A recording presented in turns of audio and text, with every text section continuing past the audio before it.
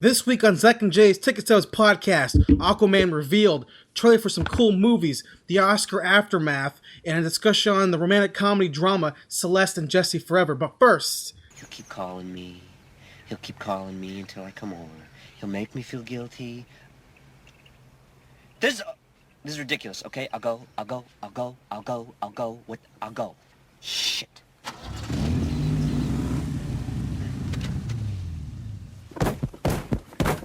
God damn it!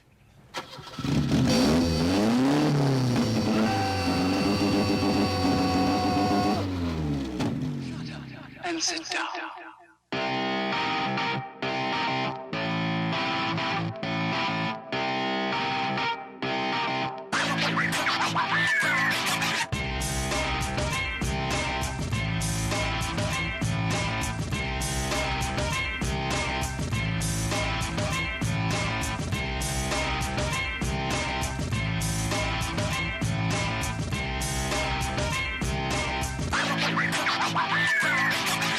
I am one of your hosts. I am Jay. With me, as always, my co-host, my co-founder, Zach. How are you doing? I'm doing good, man. I am glad we are co-founders in this. I never really realized that. We're in this together. Hey, till the end. Till the end, we're in it together. That's probably some High School Musical quote, probably. I mean, I got to go back in the archives to try to get some new stuff for you. So. But before we get into the meat of the show, the news, all that stuff, we start out with what we've been doing this week, what we've been watching this week. Zach, what you been up to? Okay, as always, time for that TV segment. All right, let's go for it. Okay, first off, we got The Flash. It was actually a really, really good episode this week. It was different because they didn't actually focus on like a particular meta-human besides Firestorm again. They kind of deal with the whole aftermath of that because they were able to separate them, obviously, because they have to because it's Firestorm. So we got to see Stein and... what's his face? The white guy? Yeah, the white guy, whatever. Arrow's brother. Arrow's brother, yeah. Yeah. We got to see them separated. It was actually a really, really good episode. They brought back the military guy who was there earlier, who basically was like trying to like use metahumans to like militarize them and stuff like that. So it was a different episode in that they actually had like a human antagonist without really any like real superpowers for them to go up against. He had some pretty cool tech though. Like, did you see that? I saw a post about how CW is trying to use like Flash to get a Firestorm show. Yeah, apparently they're. I think I know what article you're talking about. It was like basically on like Collider or like Screen Rant or something. Yeah, I think it was on Collider. They were talking about the fact that CW is like putting in pilots for possible TV shows within their other shows, their already existing shows. Like they did it last season with The Flash, introducing Barry Allen, and like everybody responded really, really good to it. So they were like, it's really smart, Yeah, it's a good idea. You test the waters with your already existing audience that's probably going to watch the show anyways. Yeah. So it's good to do that. I mean, what's fucking next? We're gonna get Arsenal / Red Arrow show. I think Black Canary show. I think the next thing out of the Arrow universe that we're gonna get is the Atom. I really think. Totally. Yeah. I really think they're gonna. I think they're gonna be ambitious. They're gonna try to do two new. I think they're gonna do a Firestorm and an Atom show. Oh, probably. Which would be really cool.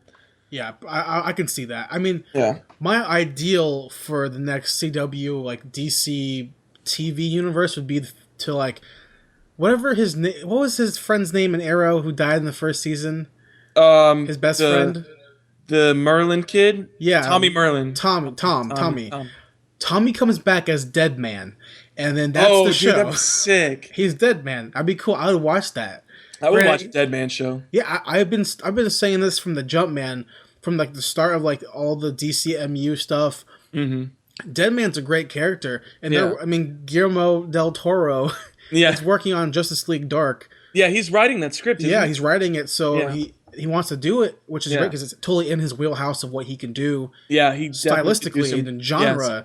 I mean, you have Zatanna and Dead Man's part of that, and Constantine. I think that'd be really cool. Plus, I love Zatanna, so it'd be really sweet. Yeah, Constantine's a good character to work with too. And I mean, the sad thing, Constantine is so great. Yeah, but NBC is like, I'm not sure we want to renew it.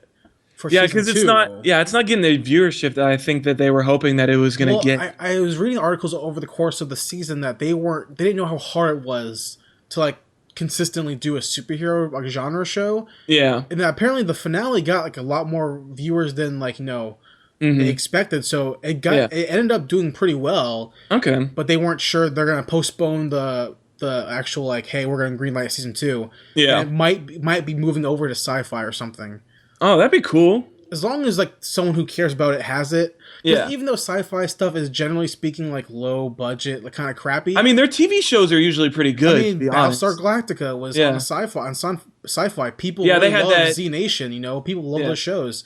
They got the Helix show. I've heard a lot of good things about that. Yeah, I haven't seen it, but I saw it on Netflix. Yeah, I saw like a part of episode one time. I didn't get to watch the whole thing because I think I was doing homework or something like that, so I wasn't like fully paying attention. But I mean, their movies are obviously like but that's like BC movies. That's like one studio making all those crap movies, and they just put them on sci-fi. Yeah, but generally speaking, with the sci-fi shows, I mean, like the Alpha like their kind of TV had a cool shows are idea, good. right? The Alpha show looked kind of cool. Yeah, so I saw the Alpha show. That was actually a really decent show. I enjoyed it a lot. Yeah, I mean, they have cool ideas, so I feel like if it does get moved to sci-fi, Constantine can succeed. As long as they get the right people behind it. Yeah, exactly. Yeah. But yeah, so Flash was really good. Plus, they had a little tease for Gorilla Grodd and I saw Reverse that. Flash team up. Yeah, I saw Reverse that. Flash and Gorilla Grodd. I was like, yes, like if this happens, that'd be so sick. See, I didn't watch again. I haven't watched any of it, but I saw the picture of Gorilla Grodd. I was like, okay, he looks kind of cool. Yeah, they actually showed him like in his full body, like in this episode, and it looks really, really cool. A coworker of mine was telling me, like, because he watches the show, he was telling me kind of like what's happening when you first see him and whatever. And I was like, that's kind of cool. I'm excited to see what they do with Grodd as a character. I mean, it's a giant CG monkey, ape guy. So we'll see. What happens. Getting in people's minds and stuff like that. It's crazy. I'm excited when he gets his big crew together. Dude, when he gets his giant army of monkeys. Yeah. Ooh, it's gonna be fucking sick. Caesar coming out here, fucking Planet of the Apes and shit. James Franco. Dawn of the Planet of the Apes on the TV. Yeah, and then we had Arrow. Let's see, what was I can't even remember what Arrow was about because it was forgettable. It was not the best episode. It was them going back to the island and like fighting Deathstroke. Yo, I'm so tired of going back to the fucking island. He goes back to the island like once a season. Yeah, but it's not even that. It's just there was so much. Like we talked about the flashbacks. Yeah, and like in season 2.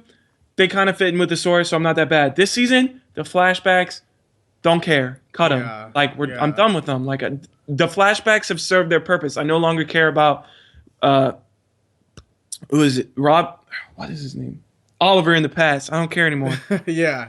But they keep like harping on these flashbacks, and I swear to you, of this 40-minute runtime episode, at least 20 minutes was flashbacks. Oh man, yeah. It was the worst thing ever. And then they had Deathstroke again. Which is actually pretty cool. I like the guy who plays Deathstroke. Yeah, totally, he does a really good job with him. So to see him come back was kind of cool. But they barely even had him in all. Okay. They barely even had him in there at all. He was probably there for like 10 minutes of screen time. See, as long as it doesn't get to the point where it's like, hey, it's Oliver versus Slade, right? And they're standing in the forest on the island together in the present. And then they have a flashback to Oliver and Slade on the island. If that happens, I would be like, yo, work out your writing. Because we mentioned before, I hated the flashbacks, man. I get the flashbacks are there for a certain reason to kind of explain what was happening. But in season 2, I was like, for me personally, it was just too much. I didn't care. I was like, I mean, the flashbacks kind of made sense in season 2, but they make sense. They make sense completely. But I was like, I was so bogged down with them. I didn't care enough. I agree. And I mean, that argument is exactly how season 3, like, there's not even a point to have them. Like, there's no discernible reason for me for why they keep showing back to his time in China. I was like, I don't care about his time in China. Like, it doesn't matter to me at all. It doesn't really affect him. Like, obviously, he became a badass after Slade, so that's all that really mattered. I don't care how he decided he was going to start torturing people and stuff like that. It just happened. He's a badass, and he's past it anyways. Yeah, for me, it's like, I don't care about the flashbacks, because, I mean, obviously, I come from the comic book era, the comic book like stuff, so I'm like, okay, on the island, Asian dude there, cool, whatever. Yeah. That's his story. I want to see him become a hero. I want to see him become Green Arrow. I don't want to see him, I'm a vigilante, dark anti-hero. I torture people to get the answers. Yeah. I don't care. Be fucking Green Arrow. Yeah. Like, that's what I care about, you know? That's to me That's personally. actually, in season 3, I would think he's the closest to being Green Arrow that he's ever been. That's good. Yeah. And plus, I'm sure Felicity's helping too. You know. I love. And Felicity. then, I mean, this episode was a good to show the kind of the character progression of the relationship between Thea and Oliver, especially after last episode where he finally told her that he was a Green Arrow, and so now they're like kind of digging into that relationship and like kind of the layers of lies that he's been telling, because she learned in this episode that she was the one that killed Sarah, and it was like it was. Oh man, it was pretty hard to watch. And then Oliver's like, Thea, you killed my third girlfriend, kind of. My fourth or fifth. I don't know. You killed the girl I cared about while I was dating her sister. You bitch. You bitch. No, but it was like the whole, it's not your fault or whatever. She's like, it is my fault, and I hate Malcolm Merlyn and more, and blah blah blah blah blah. And then Malcolm Merlyn is basically like ostracized from this group. She's like, I'll partner with you, but you're not my father anymore. And then stormed upstairs when they got back home. Yeah, because this tiny little twig of a girl can really dictate whose side she can be she's on. She's a badass now. Yeah, but fucking Malcolm will just Malcolm will just snap her destroy neck. her. And what happens when like it's like, oh hey, it's Malcolm and Ollie and like fucking what's her name? Laurel versus Ra's al Ghul. Come on. The guy who can't die? Yeah. The guy who fucking fucks with Batman? No way. Yeah. No way. I don't understand why they're having him fight Green Arrow. Like, he's always been more concerned with Batman. He's always been more of a Batman villain. Plus, hold on. Making his daughter a lesbian. First of all, not using Talia as his daughter. Yeah. I'm okay with her being a lesbian. I'm totally down with that. Who the fuck is Nisa? Who the fuck is that? Give me Talia. You know what it is? I bet that... I don't know, never mind. I was going to say that I bet they had the rights to Talia, but I figured that it's WB made Dark Knight anyway, so never mind. Yeah. But still, it's like... I'm okay with her being a gay character. I'm down with that. That's perfectly fine. Yeah. But how do you even explain, if you even want to have a cohesive universe, have it not be Talia... Yeah. And then have her be into chicks. Like, I'm sure she can, like, later on, like, down the road, like, be into dudes, which is whatever. But, come on. It's like, what are you doing? They're like, completely cutting out the two characters in the DCU that matter to 90% of people. Yeah. And I get that they're overplayed or whatever. There's Gotham on TV. I understand that. Superman in the movies. I completely get that. But to leave those doors open is what you need to do. You need to have those options be there so where, hey... There's Talia's there, and Ollie's there, and you see a bat fly, and she goes, that reminds me of somebody. Boom! Fucking Batman. Boom, Batman. Much like in Teen Titans and the series, man. The episode in the... Didn't they have an episode where Batman showed up? No. Batman... No, they never showed. The Robin whole ceremony thing. Well, the scene where Slade, because they didn't call him Deathstroke, they just call him Slade. Yeah. Slade was trying to get Robin to, like, become his sidekick. He's like... I can be like your father. And he's like, I already have a father. And the camera pans up, and then bats fly over. I'm like, fuck yeah. Yeah, that was good. That was like first or second season. Probably, yeah. That was such a good TV show. Yeah, it was a great show. Yeah. TNT coming soon. TNT coming soon. Titans live action. Without Cyborg, apparently, or Beast Boy. Whatever. So, I don't know. We'll see. But what was it? But that's what kind of had me excited for the Supergirl show, because they said they're actually going to have hints of Superman in there. So there's a way that they could kind of get Superman. Though. You can't. Yeah, you really can't with Supergirl though. Yeah, he has to be there. Yeah, he has to at least be like mentioned. Like you can't just disregard him. Like the whole point, the whole person who finds her is Kal-El. Like Clark finds Kara. It's like you kind of have to like. She's the reason.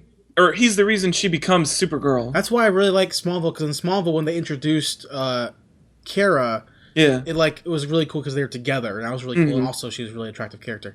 Because I love Supergirl. I think she's one of my favorite characters in the DC universe. Yeah. So yeah, I'm excited, but again, man, that's a lot of. Yeah. They need to really work on getting Gotham and Constantine to be part of the Arrow and Flash universe, because they really do. They're building two separate universes, man. Which is I don't understand why they're doing that. Like, just keep everything on the CW so it's one cohesive universe. Well, I'm talking about the movies too. Like they're building two completely different ones with two fan bases that will I mean, it'll be like me and you are gonna both watch the movies, obviously. Yeah. And we both enjoy the shows to an extent. Yeah. So it's like make it even easier for everybody, and just be like, hey, the Flash in the movie is the Flash from the show. So you can go. That's marketing. You can go watch the show now and get all the information, and you can go watch Batman vs Superman and get that story. It's the smartest option. Then you can introduce Henry Cavill and Supergirl. Yeah. Bada boom, bada bing. It's done. It's done. That's it. But they're stupid. They want money too much. Yeah, they do. But what? I don't know. Whatever. I don't know. I don't know. And then last TV show, Walking Dead. This week's episode was decent. Wasn't bad. They're starting to introduce the Alexandria Safe Zone, so we're about to get some really solid unzombified arcs. We're gonna probably go back to more like human antagonists and stuff like that, which I'm down for. I usually like the more of the human stuff. Like the human versus human more than human versus zombie. I know Robert Kirkman mentioned a long time ago. I mean, like, when I used to be a really super hardcore comic book fan. Yeah, he mentioned like Walking Dead has never been about zombies. It's always been about people. Yeah, and the bigger threat is the people versus not the zombie versus people, people versus people. Yeah, so that aspect has always been interesting for me when it comes to Walking Dead. So that's cool. I mean, that's why the governor was such a big deal. Yeah, the governor was. Oh my god, the governor's such a good character. Yeah, but I mean, this episode was pretty good. It went back to the old style because I talked about the last 2 weeks episodes had been a lot different in tone and in style in general. This one was back to the regular and back to the regular a little bit. Action packed. A lot of cool set pieces, a lot of sick zombie kills. One got lit up with a flare, so he looked like a jack-o'-lantern, which was sick. I mean, it was all in all, it was really, really good. You got to see more character progression, especially from Michonne. She definitely kind of like came out of her own. Like she definitely like turned into the one who like will put Rick in his place and will tell him like if he's wrong, because he was definitely like. He was more conservative in this episode because the guy came and was like, I'm going to take you to this community. We want you to help us because people are the most important resource. Yeah. He was like, nah, ain't nothing safe. Yeah. I'm not putting my family in danger. Michonne's like, I'm sick of running. I'm sick of doing this. We're going. I don't care if it's false or not. We're going to check it out and see what happens. And I was like, you go, Michonne. Kick his ass. I always hated that character. Michonne? Yeah, because it just seems so hokey. Like, I'm a black chick with a samurai sword. Come on. That samurai sword's pretty sick. Oh, it's cool, but it's just like it's so comic booky. Yeah. The translation to the live action, I was like, what? Really? I mean, she's a decent character. Oh yeah, I guess. I don't know, but I was reading like reviews of stuff on Twitter this past week after The Walking Dead came on. And I saw like everyone was like people were making like generally the public was like, oh yeah, cool, it's Walking Dead, oh yeah, I'm watching it. And people who are like hardcore film critics out or like people who are really in the industry, I followed some on Twitter and they were like, one of the guys was like saying how he made a big post about saying how this show is become a piece of crap, it's become garbage, it's become a bunch of meandering around, walking, and horrible writing, and people just keep watching it and not saying anything because they think that's a really well written show. In reality, it's just a piece of bland generic fiction. And he's like, you gotta step it up. We deserve better. Yeah. What are you doing? I was like, dang man, that's intense. But I get where he's coming from though, because when I was watching season 2, that's how I felt. Yeah, I mean, definitely during season 2, I felt that way. I think for the majority of the time he's right. I think they've started to change a little bit, like especially over the last 2 weeks. Those episodes were a lot different than anything that I had seen from The Walking Dead in a really, really long time. Yeah. So I think they're trying to make that change to try to get a little bit better writing, trying to experiment more, trying to get better story ideas and whatnot. But yeah, I mean, it's definitely like a slow process for them, apparently. I mean, I'm all down for them getting a little bit better story ideas and whatnot. We'll see how this Alexandria arc goes. I'm hoping for the best because I do love this show. Yeah, I think it's a really, really good show.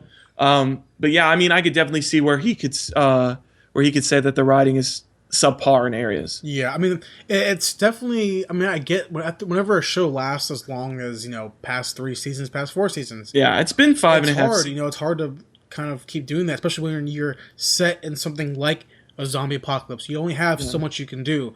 Yeah. Whereas shows that I love, like 24, Yeah. that were like ran like 7 or 8 seasons or whatever, like they have even the same way. It's how many times can a terrorist threaten the U.S.? Yeah. Only a certain amount of times before you get over it. Yeah. So how many times can we really look for medicine in like a rundown town? Or go on a food run or something. Exactly, and that's why I think the spinoff that's in LA will be so interesting because we're not in the rural anymore. We're not in the South. We're in the West Coast. Yeah, we're in a highly populated metropolis area.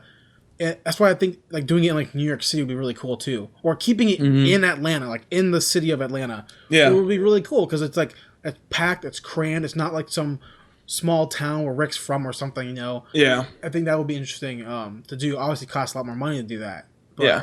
That'd be cool. I mean, I'm definitely down for them because it seems like now they're starting to get to the point where, especially this season, because now they're in Virginia. Like they just passed DC in the last episode. You saw the DC, the Washington Monument, all that stuff. So they're definitely like exploring. They're like exploring the East Coast a little bit. So I think they're trying to. I definitely hope like they use that to like explore the options because I mean they've got an entire country to work with. They don't have to stay in the area. You can make more stories in different states and stuff like that. So they don't have to stay in the same like static run of the mill thing. I mean, as long as they don't go to the Midwest, they're not in like Missouri or Kansas where there's nothing there. Yeah. Then we're gonna have the same story as Herschel's Farm. Yeah. But put it into like a city like Chicago, or put it in like up in Maine or something, or I don't know. It would be just cool to see a different set piece, a different place to live in that life. You know, I agree. I don't know. I mean, that's why I'm definitely excited for the Alexandria zone because it definitely looks like it's going to be more of like a populated like. I don't want to say urban because it's not urban, but it's definitely more like a suburb area, which they haven't really done since Woodbury. Yeah. So, but it's got a different dynamic than Woodbury. Which is something that I'm really excited to see. So that's cool. Yeah. Anything else you've been watching? Any movies? Yeah, I watched 2 films. Okay. First, I watched super old film. Okay. 1941 old. All right. Let's see if I've seen it. His Girl Friday with Cary Grant. Never seen it. It was actually a really, really solid film. It was really, really good. It was essentially the story of 2 people in the newspaper business. The wife was getting divorced from the man because basically he was obsessed with the newspaper business. He was all about getting the next story. Classic like newspaper guy. Yeah, it was like he spent their honeymoon. They spent their honeymoon at a mine shaft because the mine collapsed, and he was trying to get that story for his newspaper and stuff like that. He's like a big time editor in the city, and so basically, she left for a while, and she came back, and she was just talking about his divorce and stuff like that and how she met this new guy and she's going to get married to him. And the whole thing is like him trying to get her back and trying to convince her that like all she really wants is to be in the newspaper business and be with him. And like that's all she needs out of her life. And slowly over this episode, you see her get more and more sucked into this lifestyle that she said was the reason that she divorced with him in the first place.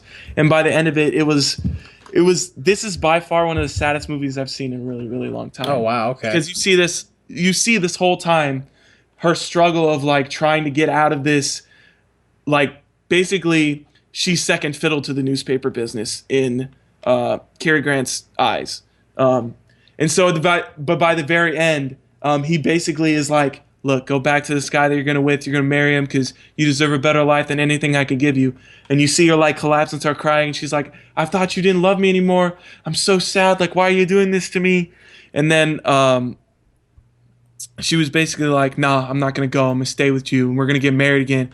We're going to go on a honeymoon. He was like, yeah, we'll take 2 weeks off and we'll go somewhere. And then his right-hand man calls him and he's like, hey, we got something going on in, what's like the capital of New York? I can't even remember. Albany? Albany, yeah, Albany.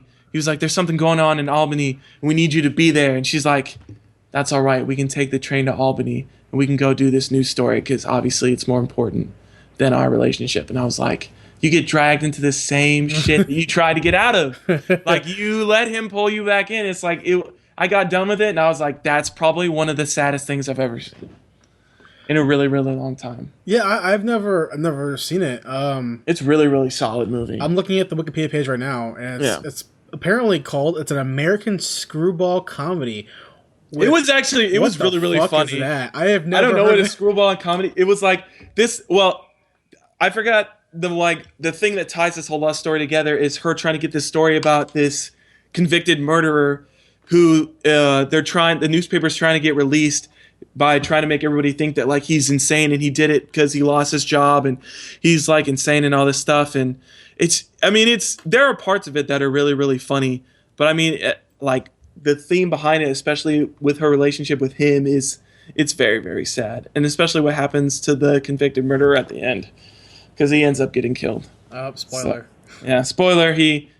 They catch him and they pardoned him. I forgot, because there's so many layers, because there's that, and then there's government corruption between the mayor and the police chief, because they're trying to get reelected, and it's close to election season, so they're trying to get this guy murdered so it looks good on them. They're like, oh, we're trying to deal with tough crime, and then the governor like reprieves him. They're like, oh, we gotta kill him anyways to get this good rating. So they basically try to kill an innocent man, and yeah, there's a lot of layers to this film, but it was really, really good. Apparently, a screwball comedy. This is off Wikipedia, so it could be completely wrong. Okay. So secondary characteristics of this genre are similar to film noir, but it distinguishes itself for being characterized by a female that dominates the relationship with a male central character whose masculinity is challenged. The two engage in a humorous battle of the sexes, which was a new theme for Hollywood at the time, which is during the Great Depression. Yeah. Other elements are fast-paced wit, escapist themes, plot lines involving courtship and marriage. Yep. Screwball comedies often depict social classes in conflict, as in It Happened One Night from 1934, My Man God from 1936. Mm-hmm. I don't think I've ever seen one of these movies before. This is definitely like the first one I've seen, I think. I always say all the time that like when I'm talking to like people who are older than me, that like my knowledge of film, like honestly, not including Stanley Kubrick, because his films came out in the 60s or whatever. Yeah. Like 2001, 68, I believe. Most of my knowledge of film starts at 1970. Yeah. And comes up to current. Like pretty much like the era of like Spielberg and like for Coppola and Scorsese. Those auteurs are the guys that like the era of the director are like that's really when my knowledge, my fandom really starts. Mm-hmm. Anything before that, it's like open game. Even when it comes to like film noir films, like, I love film noir films. I love noir. I can't tell you who directed them. I can tell you I like that movie. I can't tell you who wrote it or directed it. I can usually tell you like the main actor or actress sometimes in them, like the Maltese Falcon with Humphrey Bogart is a really, really good noir film that I really enjoy. So I mean, like I really enjoy like films from the 40s and 50s. I think they have really good directors, and the writing's usually like really, really good on them. Oh, I usually can't stand it, man. You can't? I usually can't stand it. Like I see my dad watching I love old films. I mean, old 70s is old, bro. No, but like stuff from the 40s, man. Like I try watching like 40s, like 40s, 50s, like old Hollywood stuff. Like Hitchcock? Yeah, man, Hitchcock is like a guy that I could not stand in school. You don't like Hitchcock? I just couldn't deal with it. Even like I like Psycho a lot. Yeah. I mean, for what it is. I told you my teacher was a big Psycho Hitchcock fan. Like literally, he's a fan of Hitchcock and Psycho a lot. Yeah. So I mean, I have respect for the talent that he brought to the industry. Yeah. Obviously, he changed the game. Mm-hmm. But I can't name all his movies and be like that movie was amazing. I can't, but I can tell you Scorsese and all his films I think changed the game to me personally. Mm-hmm. But that's because I don't know. I just didn't care for old rich white dudes. That's fair. But I mean, this movie's good. I'll check it out. Is it on Netflix or something? Yeah, it's on Netflix. Yeah. Okay. Yeah, it's definitely a really solid film. I definitely would recommend it. Yeah, I'll have to check it out then. Yeah, for sure. Okay. And then the last thing I saw was another sad film for a different reason. Oh no, X-Men 2. X-Men 2 is good, dude. No, Jean dies and Scott gets all sad, and Scott Cyclops, man, that's my favorite. Okay, so to see him sad, like X2 is so. But it's a really, really good film. It's a really solid film. And X2, the scene at Bobby's house when Pyro is like, "I'm gonna fuck these cops up." It's like blowing up all those cop cars. When I was a kid, I was like, this guy is the coolest. Yeah. Bobby's a bitch. Oh, but then I watch Days of Future Past. I'm like, Bobby's pretty cool. Bobby's pretty cool. Minus him getting like burnt alive or whatever. And decapitated. Or decapitated or whatever. Yeah. But dude, X2, yeah, I mean, it is kind of sad how she dies and then ends up becoming Phoenix or whatever. Yeah. But I mean, that's a good movie. That's a really good movie. Yeah, that's a really, really good movie. It's just that's a sad moment. But yeah, it's a really, really solid movie. I enjoyed it a lot. Fuck Stryker, man. Dude. Yo, he was such a dick in that movie. He is the worst in that movie. And then Lady Deathstroke. Yo, yeah. Which they could have done a lot better with her, to be honest. But I mean, she was still pretty decent. But I feel like they could have done a lot more. Even for a character that had 0 lines. Yeah. I mean, she was cool. still pretty intimidating, though. Yeah, she's cool, and obviously Wolverine had no issue. Did you read the article saying how Hugh Jackman said he wants to be Wolverine until he dies? I saw that, dude. If he does that, he does Old Man Logan. I'm totally down for that. Old Man Logan is sick. When he was first cast, when I was a kid, I was like, oh, cool. And then I got older, and I started reading comic books. I was like, this guy, what the hell? Mm-hmm. He looks nothing like Wolverine. Mm-hmm. Now I'm like, he's Wolverine. Like I'm okay with it. I mean, he has made Wolverine like his part. Oh yeah, but I mean, like people are like, oh, he's too tall. You know, he's not not Canadian. But I'm like, I'm okay with it now. But I mean, X2, man, because I came out a while back. Like, I came out what 2000, long time 2003? Ago. Probably, I think so. Maybe a little later than that. Maybe like 2005, I think. Okay, whenever it came out. I mean, man. Yeah, dude. That was because Kitty Pryde's in that movie, right?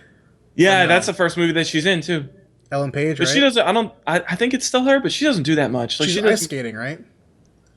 Actually, that might be X-Men 3. Is that in 3 or 2? That actually might be 3. Okay. The ice skating part is definitely in 3. In 3, okay. Because people hate X3 Last Stand. People hate that movie. Yeah. I like that movie, man. I mean, I thought it was. There were good parts in that movie. Like like the guy who played Beast. Yeah, he was good. He was so good. Kelsey Graham. Or yeah, Kelsey Graham. Kelsey Grammer or whatever his name is. Yeah, he was solid. I mean, the fight scene in the end was pretty cool. It was pretty cool. Definitely seeing like all those mutants fighting out on Alcatraz and Magneto. Like, it was good. I mean, there are definitely bad parts too. I mean, obviously, like Patrick Stewart dying. Him dying, Cyclops becoming nothing. Like Cyclops dying in like the first 20 minutes was like the worst part of that. In a bitch way too. Like oh, Jean. It doesn't even make sense like how he dies. Like she just disintegrates him for like no reason. Yeah, because like he touches her and she's like. Yeah, that was dumb. Like them going to Jean's house or whatever, and like the water, and like the storm fight in the house when Patrick Stewart's character Professor X dies. There's bad stuff in the movie, but I thought the movie overall, I mean, obviously it's really low rated, I imagine, and most people don't like it. I mean, but I enjoyed it for a comic book movie. I thought it was fun for the most part. Actually, there was plus Shadowcat's in it, and Shadowcat's in it, and I love Ellen Page and I love Kitty Pryde, so I'm like all about it. Actually, Kitty Pryde is in X2. But it's not Ellen Page. Who is it? Katie Stewart? Who the fuck is that? I have no idea. Hold the fuck. Apparently she was in the Sisterhood of the Traveling Pants. I have never seen that movie. And she's the man. I've seen that movie. I don't remember her at all though. Stewart? Katie Stewart. I don't even recognize her from this movie. Katie Stewart. What? Who? What? Okay, hold on. I have to figure out what she looked like, because no, I don't recognize her at all. Katie Stewart. Oh, I supposed to do it wrong. X-Men 2. Oh, yeah. Yeah, I remember her. Ellen Page is better. Yeah. Yeah, Ellen Page is a better Kitty Pryde. Ellen Page is a better Kitty Pryde. Yeah. That's just more memorable. That's just me being like visually like a guy. Yeah. But for sure. As we spend like 4 minutes there trying to figure out who this fucking this actress is. Yeah, I mean, X2, man. That's good. Yeah, X2 is a really solid film. Okay. It sucks that it went downhill after that, dude. For like it really does. For like 3 movies, it went downhill. That's kind of yeah, because you got X-Men Origins, you got X3, then you've got the Wolverine. Well, was the Wolverine actually? I haven't seen the Wolverine yet. Okay, was that actually bad? I've seen every X-Men movie. I've seen all of them, but the Wolverine. I've seen all of them, and the Wolverine is definitely not a piece of crap. It's not horrible. It's not like X-Men there are Origins. bad things. Like the bad things that people. This is my opinion, obviously, just me personally. Yeah. When I watched X3, Yeah. and there's bad parts in it, I was like, this movie, Right. man, this movie sucks, man. But there are definitely cool things in it. Yeah. The Wolverine to me has no cool things about it, and some really, really, really dumb shit in it. Mm-hmm. I still think the Wolverine's a better movie, but they're like, for the coolness factor, like at least X3 has like Archangel or whatever, has like Juggernaut, and then the Juggernaut fight scene with Kitty Pryde. Oh, dude, all I'm that the stuff, Juggernaut right? bitch. Yeah. all that stuff. Okay, Zach. Yes. The Wolverine. It's based on the graphic novel, Right. Frank Miller and Chris Claremont, right? Classic Wolverine story. Everybody's using Frank Miller shit nowadays. Well, yeah, I mean, because he's classic. That's why. Well, yeah, classic. Okay. I mean, he's a classic guy, right? Yeah. Wolverine going to Japan during samurai times, all this cool shit. That's when he gets his sons born, or that's when his wife gets pregnant with Dakin. Okay. Right. Right. So in the movie, it's modern times, and his healing factor is like stripped, right? So it's like really, it's like not as fast as it normally is. I forgot why exactly. So he still heals, but not as fast. He feels pain more. Oh, okay. Right?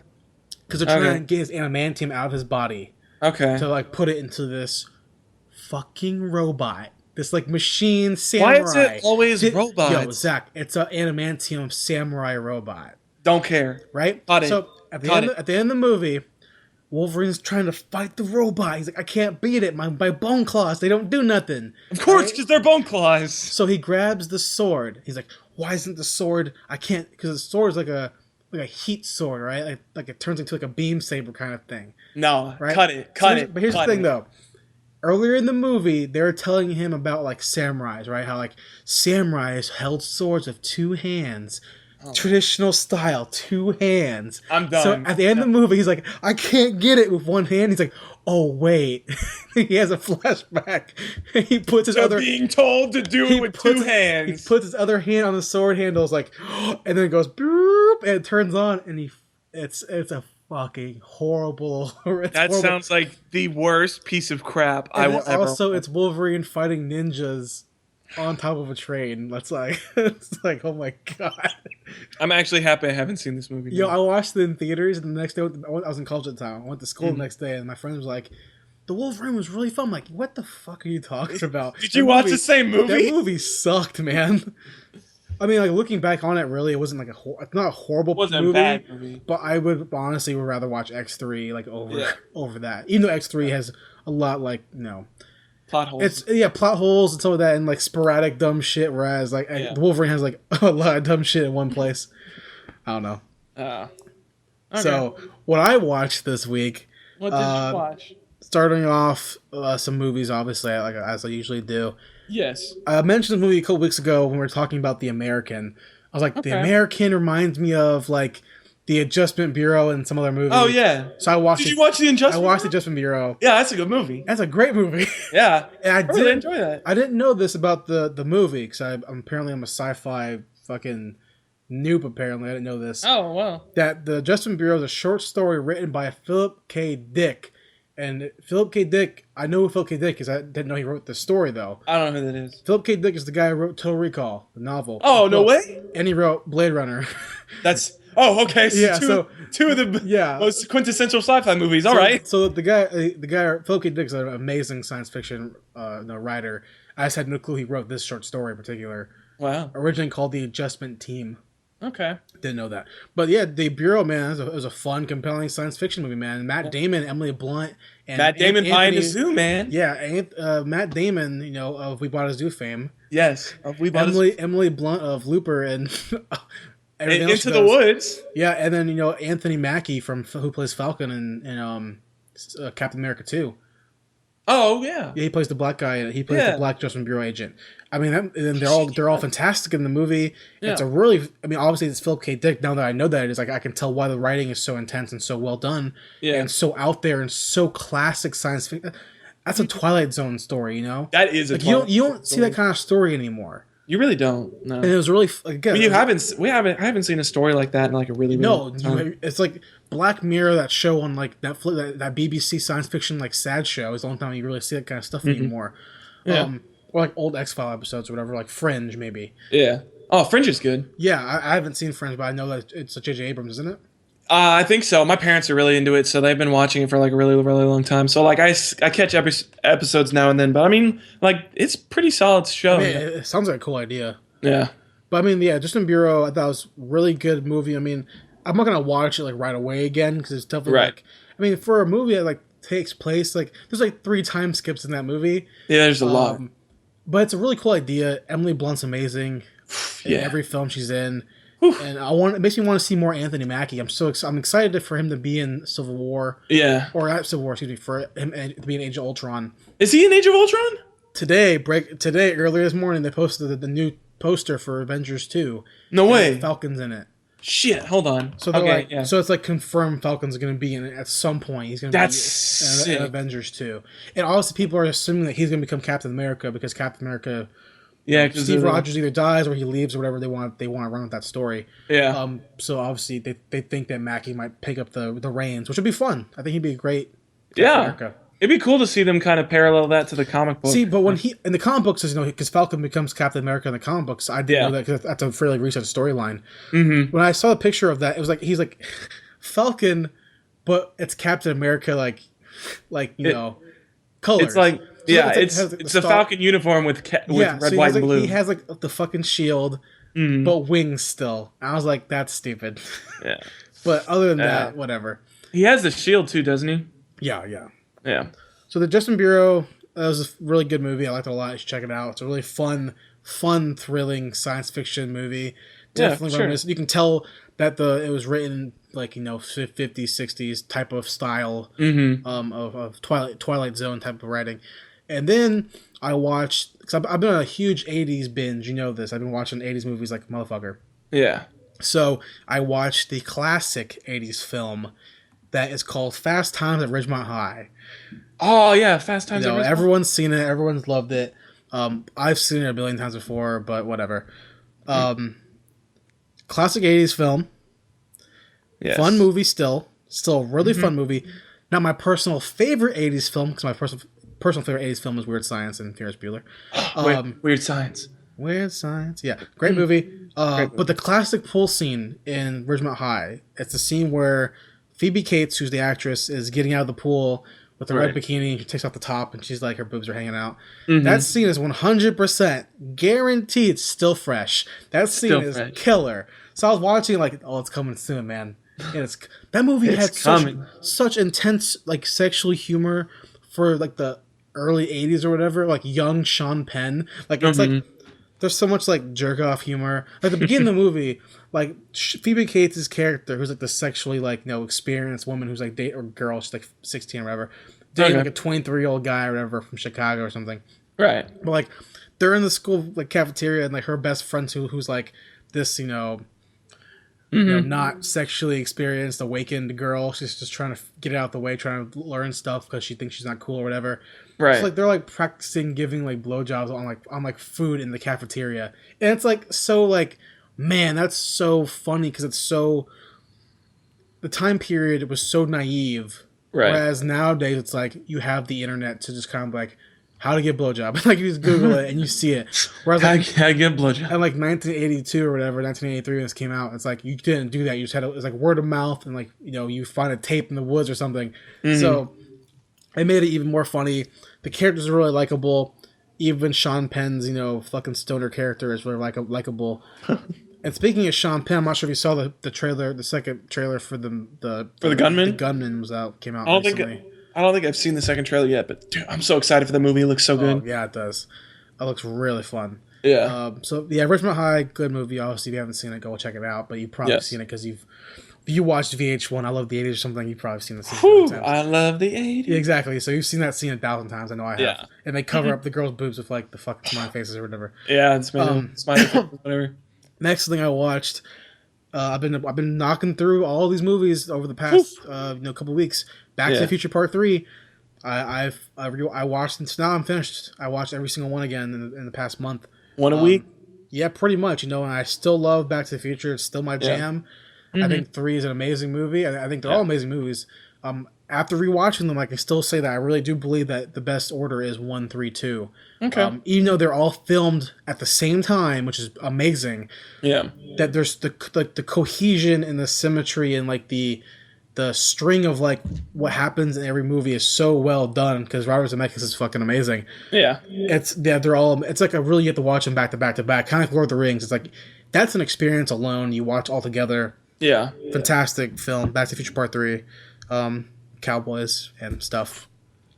Yeah, Finally, I watched one of the best crime films ever made, Zach. Okay. Ever made. I'm ready. Out. I'm ready. City of God. Right? It's a Brazilian crime film. Okay. And when I say one of the best, I mean, in my opinion, probably in the top 5 ever made. Damn. Flat out. Shit. It tells a story about a guy who's in the hood. He wants to be a hood thug guy. So he becomes a photographer. And it's like that's going to be his way to get out of the hood. And it like tells stories of different characters in the city. Like they're all in very Pulp Fiction and kind of they all intersect in like, work in one big moving story. It flashes forward, it flashes back. And it tells the story about like gangsters and stuff like that. And it's a gangster war. And it's like one of the most well done movies I've seen. I've seen it before, but one of the most well done movies I've seen. And even it came out in 2002 or whatever. It's like shit. The movie is so good and so fantastic, and it really deserved. Probably should have won Best Picture. Okay. If it wasn't foreign or something, it should have won Best Picture. Because it's so fucking good. Yeah. And I will even go as to say, I mean, it's definitely top 5 best crime films. For me personally, it's number 2 best crime film of all time. Like number 1's obviously Godfather Part 2 for me. Right. And then 2 is City of God. It's so fucking amazing. Okay. And if you haven't seen it, go check it out. Probably watch It's great. It. It's Netflix. It's so. Oh, it's good. on Netflix. It's on Netflix. Yeah. It's. Oh shit. I have it on Blu-ray. I mean, no, it's not. Oh. It's on Netflix though. I don't get to watch Blu-rays that much anymore. Yeah, I mean, So Netflix is my it's on Netflix. It's amazing, man. It's like some amazing cinematography, amazing storytelling, amazing directing, great acting, fantastic acting, and at the same time based on real events. Everything's based on real events nowadays. Like, I just can't take anything seriously. This is actually a real guy. Like he actually wrote a book about like. Okay. You can Google this guy and find him. It's like. Oh wow. It's like shit. Okay. So yeah, fantastic movie.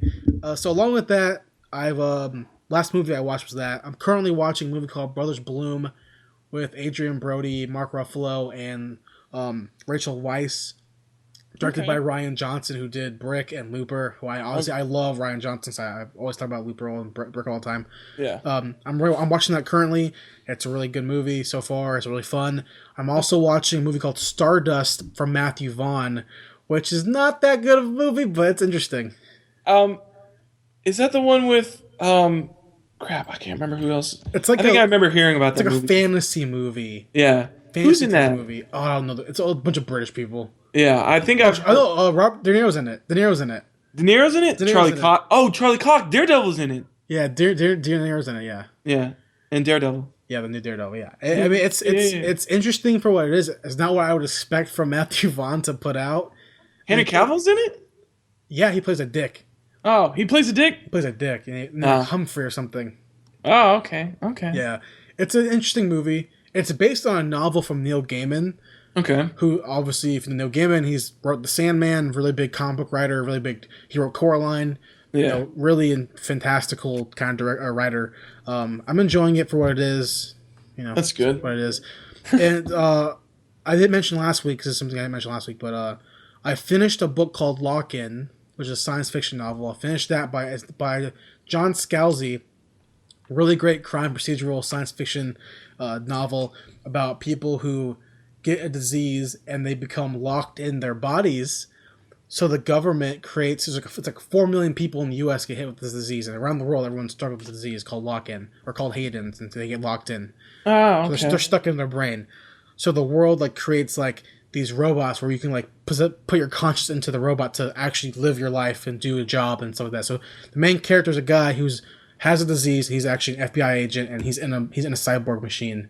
Okay. And it's like really fucking cool. Wait, so is it like there was like a Bruce Willis movie like Surrogates. that? Yeah, Surrogates. Is it like sort that? of like Surrogates, but in Surrogates you choose to be in the robot because you want to like live longer or whatever. Right. In this you're disease ridden. You can't do anything. Either you're in a coma type of thing, or you're in the robot. Yeah, but at the same time, while you're in the coma, there's like an internet service called the Agrega or something. It's like a place where if you're locked in and you're not in the physical world, you can exist with other people who have the disease in the like internet dimension world, and it's really cool, really well done. I'm really enjoying it, or I really enjoyed it. It's really great. The audiobook is read by Will Wheaton. Okay. Great, great Will Wheaton. And then finally, the last thing I conclude, I promise, is that I mentioned it before, is that I'm reading The Martian right now. Okay. Which is obviously coming out soon. Ridley Scott, Matt Damon from We Bought a Zoo fame. Yes. I'm really liking The Martian a lot. It's really fun. Yeah, that's what I did. Nice. A lot of stuff. So. Yeah, that's a lot of stuff. Yeah, man. I'm trying to get back into books. I know. I am too. I'm trying to read one of the Gillian Flynn's novels, the girl who wrote Gone Girl. Trying to read her. I think it's like her latest novel, the one called Dark Places. You told me about that, yeah. Yeah, I'm trying to get into that, and then after that, I've got another like crime, because I like crime novels like a lot. So after that, I've got another one lined up called Dragon Man by Gary Disher. So hopefully, I'll be able to start reading those and bang those out real quick. Well, we're talking about books right now. I got some books lined up as well. Oh, you do? I'm almost finished with The Martian. Okay. So I'm finished with that. I'm moving on to a book called Child 44. Oh, you mean the one from Tom Hardy fame? Yeah, because that's actually a trilogy of books. Okay. So I'm like, yeah, I'm gonna read those. So I'm gonna read that, and then I have a book. I'm gonna try to find the sequels to that book as well.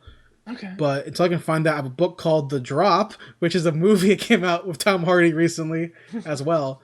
Which the guy who wrote The Drop wrote a bunch of books. Maybe you heard of, called Mystic River, Gone Baby Gone, Shutter Island. Like Gone Baby Gone, that's a good same movie. dude. Like this guy wrote all these books. So yeah, Gone Baby Gone's a really, really good movie. Yeah, we talked about it before. I mentioned how a few weeks ago we did. I should have won an Oscar, but it lost to The Departed. So which makes sense. I mean, most movies. And then one more book I bought, because I'm really waiting to buy this book. Okay. It's a guy you like, actually. It's Michael Crichton. Oh, from Jurassic Park. Jurassic Park, yeah. And Andromeda Strain. Yeah, a book called, it's about like a fucking, like, I don't know, it's a red cover. I can't read it. I can't see it from my bookshelf. It's like the book he wrote before he died, and then like someone else finished writing it. Oh, I think I heard about that. It was like $3, so I bought it. I mean, it's whatever. Okay. And that's my book lineup. The book Stubs podcast. And the book Stubs bookends podcast. Yeah, bookends podcast. Yeah. That means we'll move on to our next segment of the show, the news segment, where Zach and I talk about news in the movie and TV world. Zach, what you got for me? Okay, first thing I've got, Aquaman photo. We're just gonna get into the big and heavy right now. Hold on, do you want to do Aquaman Oscars last, or do you want to do all news first, then Oscars, or do Oscars first? What do you want to do? I think we should do news, then finish with the Oscars. Okay. We got Aquaman photo. Jason Momoa. Zack Snyder tweeted it. It says, big picture, Jason Momoa in his Aquaman getup with his sick-ass trident. It says, Unite the Seven. This photo looks so good. He looks badass as Aquaman. He looks so good as Aquaman. I agree to an extent. Okay. I love Aquaman. Yes. I love Asian people. Yes, you do. I think there should be more Asian people on main screen, big screen, silver screen, everything. They should be more. Yes, Jason Momoa is Hawaiian or whatever from Hawaii. I think he's a great actor. Fantastic. Right. He's great in Conan the Barbarian remake or whatever. He's great as Khal Drogo. He's cool. Cool dude. Yeah. I also am a comic book fan. Okay. You know this. Yes. I'm happy with how he looks. All the Polynesian tattoos and stuff. So they're grabbing from his background personally. Yeah. To make him that way. I'm down with that. I'm not a big fan of the armor though. I wanted to actually see the classic orange, like scales. You don't want the 1990s Aquaman with the sleeve and all that stuff and just the pants and the hook hand. And the hook hand. Dude, that hook hand would be sick if they did that. I guess he couldn't handle this trident well enough, probably. I mean, yeah, I like the picture a lot. I think he looks really cool. He's obviously fit enough for the play the character. Built. Yeah. I don't think he looks like royalty though. I don't think he does either. Which generally speaking, like Arthur does not look like he's royalty. Usually speaking, you know, he's like a regular dude hanging out. But after reading Jeff Johns' reboot on for Aquaman, this past reboot in the DC universe, that's what to me I kind of wanted from Aquaman, was that particular rendition of Aquaman. So that king like Aquaman. Well, like the blonde, blue-eyed Aryan guy, you know. Yeah. Now whether or not Momoa's hair is going to be like lightened up for it, or it's going to be black, or I'm not sure yet. But until then, we'll see. But I'm happy with it to an extent. I'm happy with it. Yeah. I mean, I think I read something where it's like they're not gonna, they might lighten up a little bit to like a lighter brown, but they're not making him like blonde or anything. Yeah, probably not. They're keeping with his natural hair color. They might lighten it a little bit, but he's gonna have brown hair. I mean, I'm cool with that. But once there's no Atlantis being by Hawaii. I'm okay with it. I have no problem with Atlantis being in around Asian people. I'm down with that. But it makes me question if Mera is going to be a redheaded girl, or is she going to be an Asian chick, or is she going to be a black chick. I would like her to when it comes to my women still be characters. redheaded? Yeah, when it comes to my women, like Supergirl, like I kind of need you to be a blonde girl. Yeah, I don't know. I'm a stickler for that part of the story. That makes sense. I don't know why. I just am. I'm so attracted to that character. Yeah. So as long as I hope she's a redheaded chick as well. Yeah. I don't know. We'll find out. It's whatever. I hope she will. I think I don't know. Usually, the thing that I've noticed about them changing stuff about characters is that usually if characters connected, if they change one thing about one character, they'll keep the other character the same. Sure. Because they did that with Fantastic Four, because they made Human Torch black, and then they're like, yeah, but Invisible Woman's still gonna be white. So yeah, I don't think they'll change Mera. I don't know if she'll be like straight up full blown like fiery redhead. Oh, but she needs to be. But I don't think she's gonna be like Asian or black. It's probably because I just love redheads. Yeah. Like I love Mary Jane so much. Like I think Mary Jane though. Mary Jane's amazing, and like I was just such a crush on that character. Yeah. So when I'm reading Aquaman and I'm reading through Mera, I'm like I love this character. I don't want you to change the character. I think she's perfect. Yeah. Type of thing. I love Gwyneth Paltrow and Iron Man. She's redheaded. I'm all about it. So I don't know. Maybe just my bias, I guess. I don't know. I'm happy with it. I'm excited to see more. The poster to me was very kind of a bland poster. Yeah. I mean, just the poster of him standing there, really, which is fine. I mean, the armor is whatever. Again, you know. Yeah. I mean, I guess we're just gonna have to get used to seeing that one picture, because if there's anything Warner Brothers shown us over the past few months, it's that once they release one picture of the character, they're not gonna release another one. So at least for the time being, like, though, man. Yeah. Oh yeah. That Wonder Woman stuff. We can talk about that later, but Wonder Woman, Gal Gadot, and she's bulking up too. So it's like I don't. Yeah, she's perfect, man. Yeah. Right now. Yeah. So I mean, we have the cast is rounding out pretty well. Yeah. I haven't. The only thing we don't have.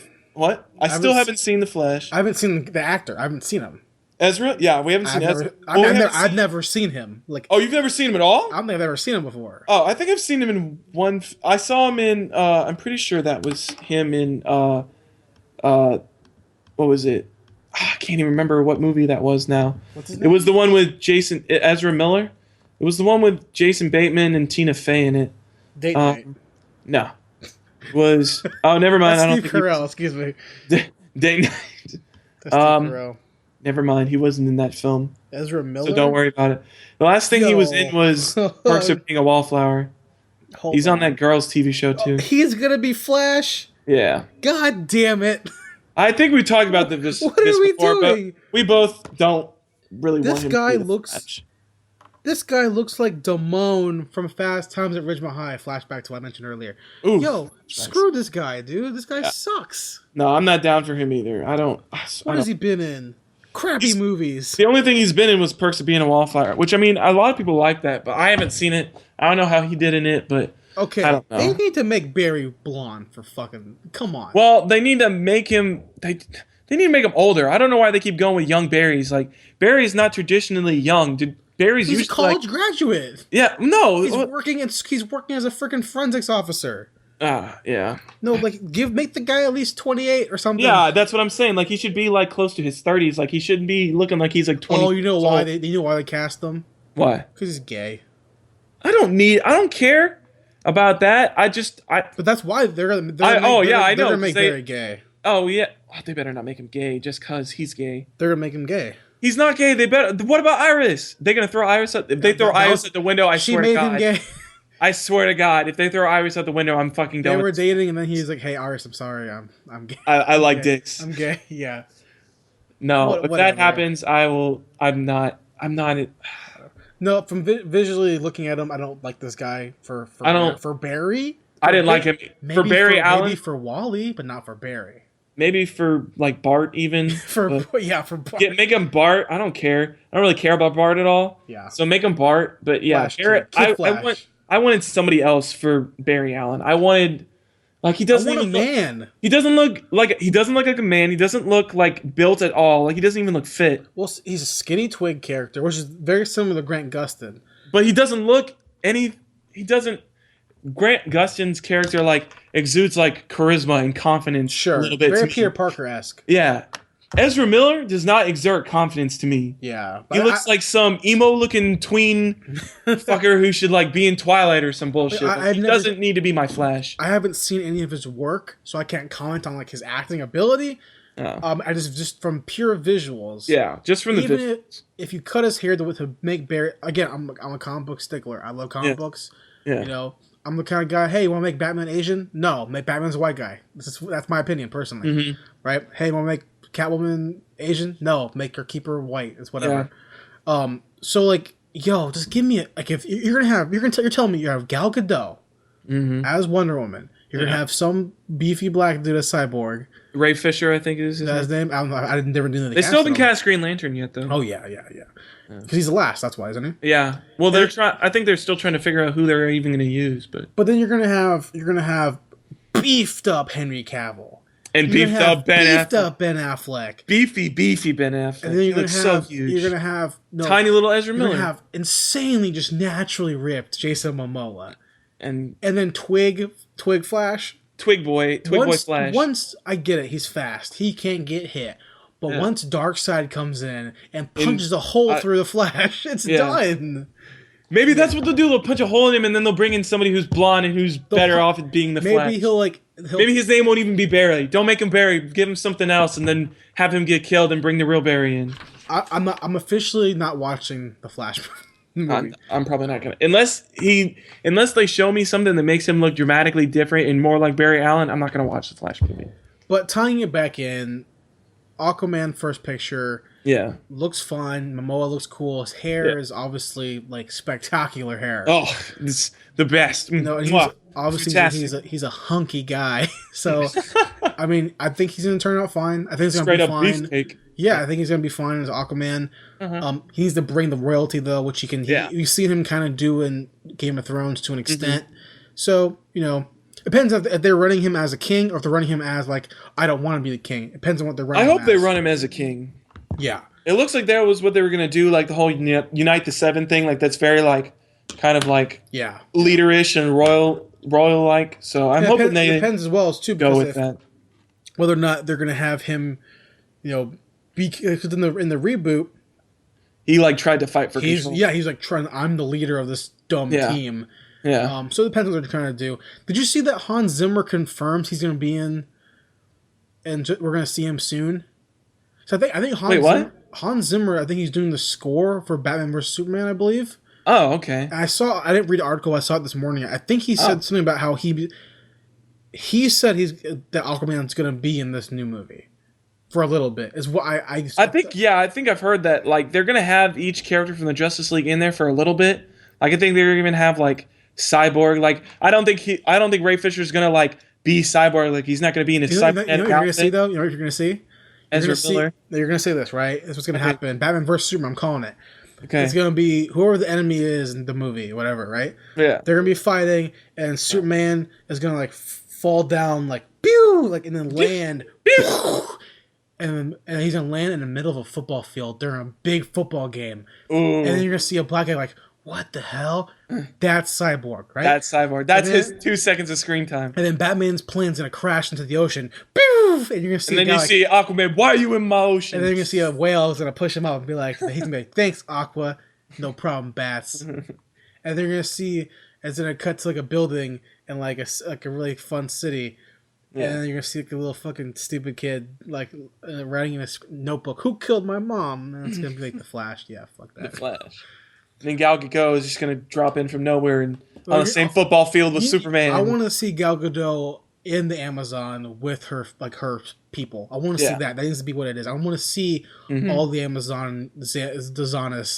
I want to see all the Amazonis, whatever you want to call them. Wayward Pines trailer was released. Looks really cool. Looks like segue. Looks like Twin Peaks pretty much. Okay. Twin Peaks is such a good show.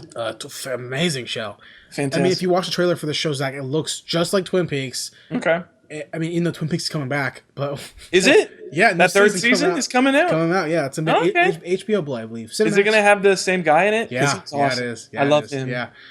So Wayward Pines is based on a novel series about a guy, FBI agent, goes into a town to find like 2 FBI agents who vanished. And he's like, this town is weird. What's going on? And like it's like a thriller, like mystery about how come these people are so weird. Yeah. And you find out that their lives are all planned. They either follow a plan, blah, you can't leave the town. So it's like a Silent Hill, Stephen King mystery story that I think people are gonna think it's gonna be like a supernatural story, but I kind of read the book synopsises, like looking for the books, like because it's a series of books, and I read I found like book 3 first, and it's like there are snipers pointed all around the town. I was like, I guess it's not supernatural. I guess not. Yeah, so it looks cool, but the problem is that it's produced by M. Night Shyamalan. So that could be good or bad. I mean, it could just be him saying, "Hey, my name's on the bill. Here's the check." It could be anything. It could be he's actually active. I don't know, but it looks cool. It looks really interesting. Okay, waiting for it to come out. So yeah. Okay. So is that a movie or a TV show? TV show. On Fox. Nice. Okay. Next thing I've got, Steven Spielberg wants to come back to direct the new Indiana Jones. Fuck that shit. He wants to direct Chris Pratt too. Rumor. It's a rumor. Not rumor. Facts. Well, rumors. If Chris Pratt is in it, Steven Spielberg wants to do it. I feel like if the script is good enough. I feel like I love Steven Spielberg, man. That guy is a visionary. Yeah. No one can deny that. That guy is amazing. He makes movie gold. He does. He's full of shit right now. He's full of shit. He's making a bad decision. Yeah. Get Bradley Cooper in there. Oh, Bradley Cooper. Bradley Cooper would be a great Indiana Jones. He would be fantastic. He would be great. Face from the A-Team. Oh, he was so good, his face. He would be great. I think Bradley Cooper would be a better pick for Indiana Jones, really. I agree with that. I would agree with Bradley Cooper. Because, Crystal Skull, it wasn't his fault. He didn't write the movie. Yeah, I was about to say, that script was just awful. No, it was the script. Like, he directed it fine. He directed it the way he could direct it, There's only so many ways you can make... Like, I'm pretty sure in the hands of any other director... It would have been even worse. Indiana Jones getting into a refrigerator, being blasted from a nuclear testing site. I'm sure it would look like crap, from anybody, but it would look like less crap from Spielberg. Yeah. So we'll see, but I don't think if that's true. If that's a true rumor, I can't trust him. I can't trust him to make Indiana Jones 4.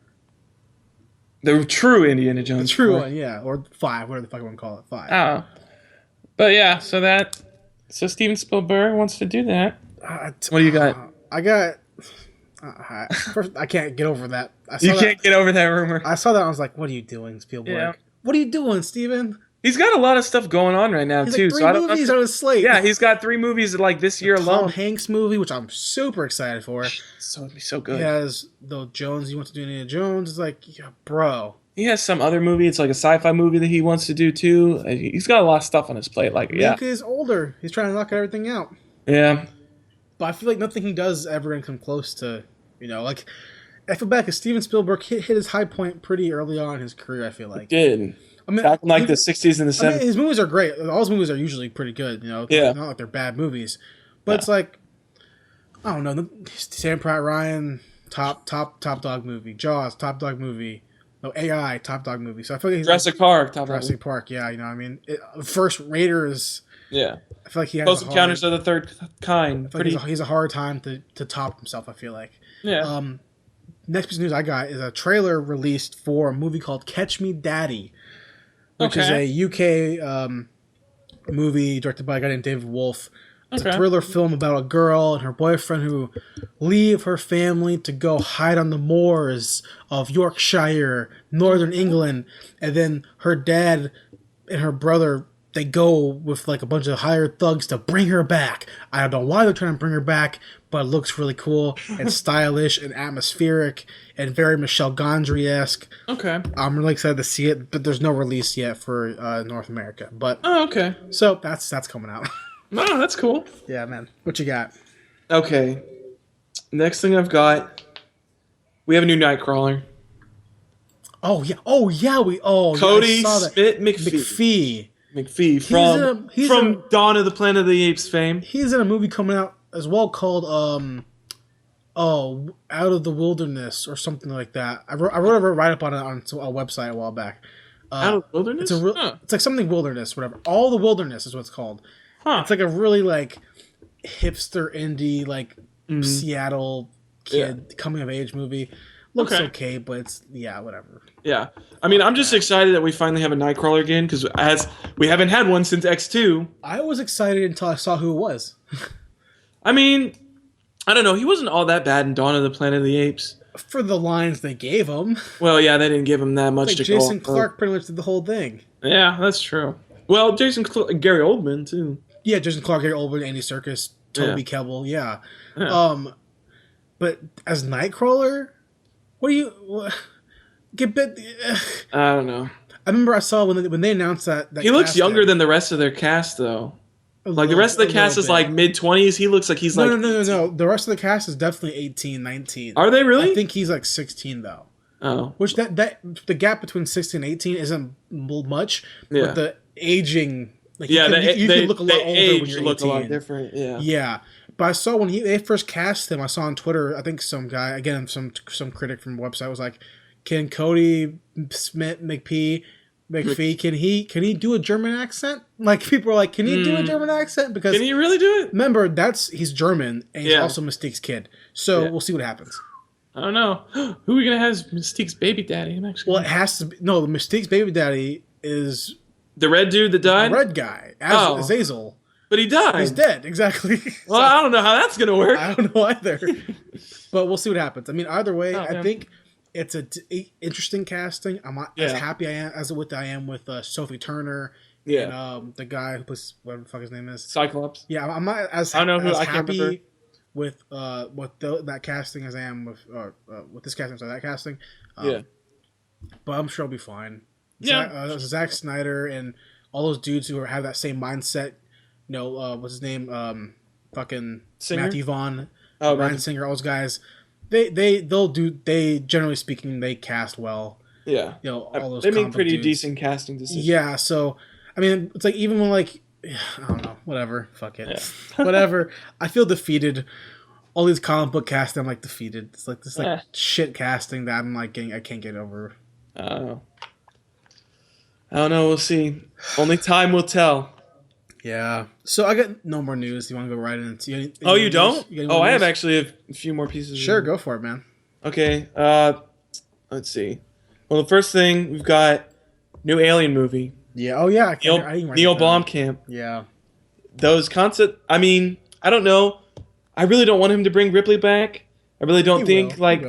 I know he will. I know he will because the concept. He wants to because the concept art. Well, concept art looked pretty sick. Oh yeah, definitely. The alien and like the helmet, the ship and the helmet thing and all that stuff. It looked really really cool.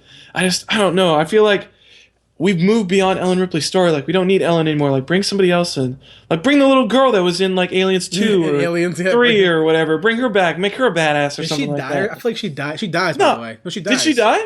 Yeah. In the second movie, she didn't die. No, I think in Aliens 3. Alien 3 when plane crashes. I think she's dead. Oh well, damn. I think she died. Well, that sucks. Never mind. Don't bring her back. Don't bring her back. Don't bring her back. Or give me a whole new cast. Give me a whole new crew. I don't need to see. I mean, as much as I love Ripley, yeah, I love Sigourney Weaver. Yeah, we don't need. Well, we don't. She's just. I mean, she's old now.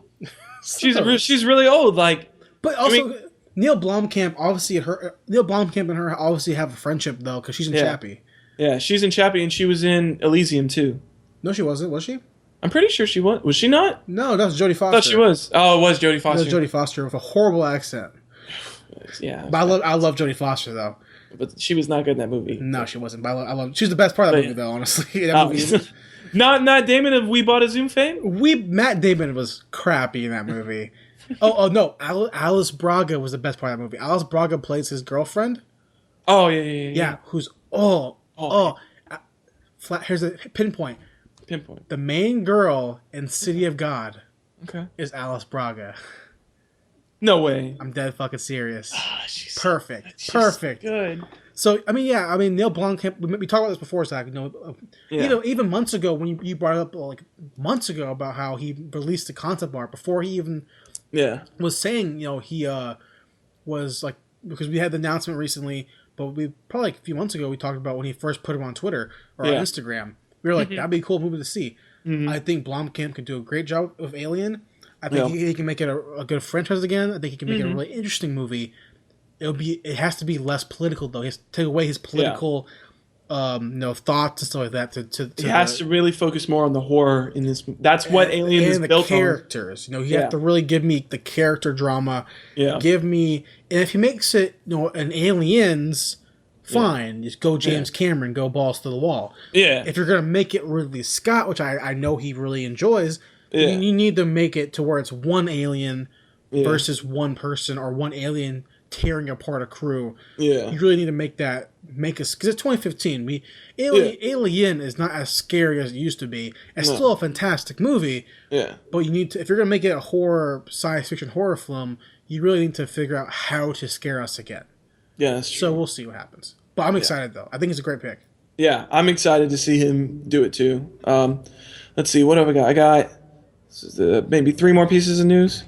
Okay, so next piece, we've got Mission Impossible 5 was suspended its its production for a while because they have to write a new ending. Yeah, I saw that. Yeah, so I mean, obviously, if they have to write a new ending, it means their original one wasn't that great. So I mean, I'm totally down for this. Like, I mean, it's odd to say, but especially since they're so close to releasing it because they had to push the dates up because of Star Wars and all that. So now they're releasing it in I think late July or early August or something like that. But I mean, obviously, I want them to get the ending right. So if they have to take a break for a little bit and be like, we gotta go back to the drawing board and get this thing right, I'm totally down for it. Yeah, no, 100%. Take your time. Yeah, because I mean, make sure it's good. I mean, I get you bumped it up by 6 months. To release. So I get you might need to have to rework some stuff. I get that, and as long as they're coming out clean and saying, hey, we're taking time to rework stuff to work because we weren't happy with it. Yeah, that's better than being like we just have delays. Just not giving us a real answer is stupid. So it's cool they're actually coming out and saying flat out we weren't happy with the ending. Yeah. Now the problem is though, if they did this and the ending is sucky, it's still sucky. Then what the fuck were you thinking? Yeah. What was the point? Because the director isn't the guy who did Mission Impossible 4, Brad Bird. Yeah. Who really kind of brought back life to the franchise. People were saying and made 4 one of the best of the franchise. Yeah. He's not doing Mission Impossible 5. He's doing Tomorrowland. He's doing Tomorrowland. Yeah. So it's kind of this could either make or break. Mission Impossible, I feel like. Yeah. I feel like if it's bad, we won't see it for a while. Yeah. If it does really well, we'll see it again. And Tom Cruise will come back or something. We'll see. Yeah, probably something like that. Next thing, we've got a few things for Spectre. Okay. Rome filming, and they actually released a new image today of his Aston Martin and a different car. Jesus Christ. In Rome. Apparently it's supposed to be the villain's car. They got 2 supercars going out, doing car chases in Rome. It looks pretty cool. They're still doing that. Obviously, the fact that they're going from Austria to Rome already in like 2 weeks span. They're just pumping these scenes out. So, I mean, I'm hoping it's really, really good because that means they have a vision of what they need to see, and as soon as they get it, they're like, okay, that's it, cut it, move on to the next thing because we got a schedule to keep. So next thing we're gonna see like tomorrow, like Daniel Craig crashes Aston Martin. Oh God, no, please Fuck. not. What about the movie? I'm still more excited for Man from U.N.C.L.E., man. Man from U.N.C.L.E.? Truly am more excited for that movie. And like, maybe 'cause I saw a trailer for it. Maybe that's why. Maybe, yeah. You know, after seeing Kingsman, I'm really into that like 60s. I mean, I'm excited spy. for Man from U.N.C.L.E. It looked really, really good. Like, it definitely looked on the lines of like Kingsman a little bit. Maybe I'm just tired of Daniel Craig. No, I mean, he's great, but like, he's so good. give me Idris Elba, man. But he's still got like three more movies. He's had 2 or 3 more movies, sucks, including man. this one. He's got like another 2, I think, after sucks. this. But, Cut it, because Idris Elba's. But he can't. They can. But speaking of Daniel Craig, though, since we're talking about him, I saw today as well that it's pretty much kind of confirmed. Okay. From Rooney Mara, who's the sister of Kate Mara, who plays Susan Storm. Yeah. Rooney Mara, the lead actress in the great David Fincher adaptation of the Swedish film Girl with Dragon Tattoo, she kind of confirms that the sequel's not going to happen. Oh yeah, I saw that too. Which sucks because I think David Fincher wanted to do it. Mm-hmm. Daniel Craig was great in it. Rooney Mara was great in it. That's a really great crime series. Mm-hmm. The Swedish films, I believe they're Swedish. I could be wrong. It could be Norwegian. I'm pretty sure they're Swedish. Yeah, I'm pretty sure. I could be wrong though. No. That trilogy of films is amazing. Mm-hmm. I haven't read the books yet, but I think the movies are really good. So I was really hoping that they would knock out the other two, English or whatever you want to call them. Mm-hmm. And plus, it's David Fincher, so anytime Fincher makes a movie, I'm like, no, I have a boner or something. So, all right, and my last piece of news before we get into the Oscars, there is a new movie being released. I think it's still casting, but it's called The Psychopath Test. Oh, it's being led by Scarlett Johansson. The concept for it sounds stupid. It could either be cool or really stupid. Sounds dumb. They didn't give much except for basically the book synopsis. So I don't know exactly where they're gonna go with it. Yeah. From there, because it's not really a work of fiction.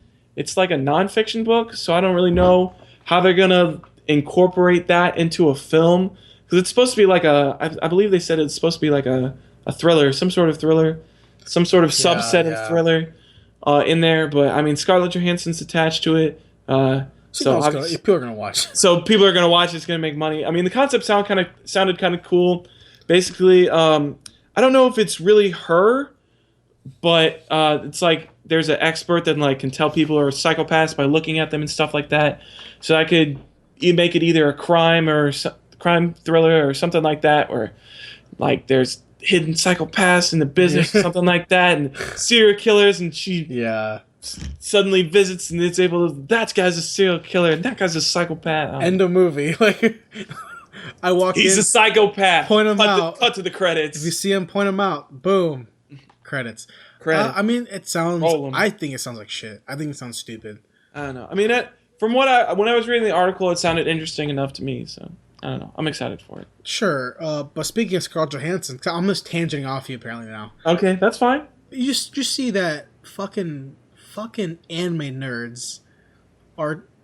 Pissed me off so much. If you guys don't know who are listening, a bunch of anime fans put out a what's it called? A petition to remove Scarlett Johansson because of the whitewashing of the character, which is Motoko bullshit. Excuse me, Motoko Kusanagi and Ghost in the Shell, which Scarlett Johansson was cast for a while back.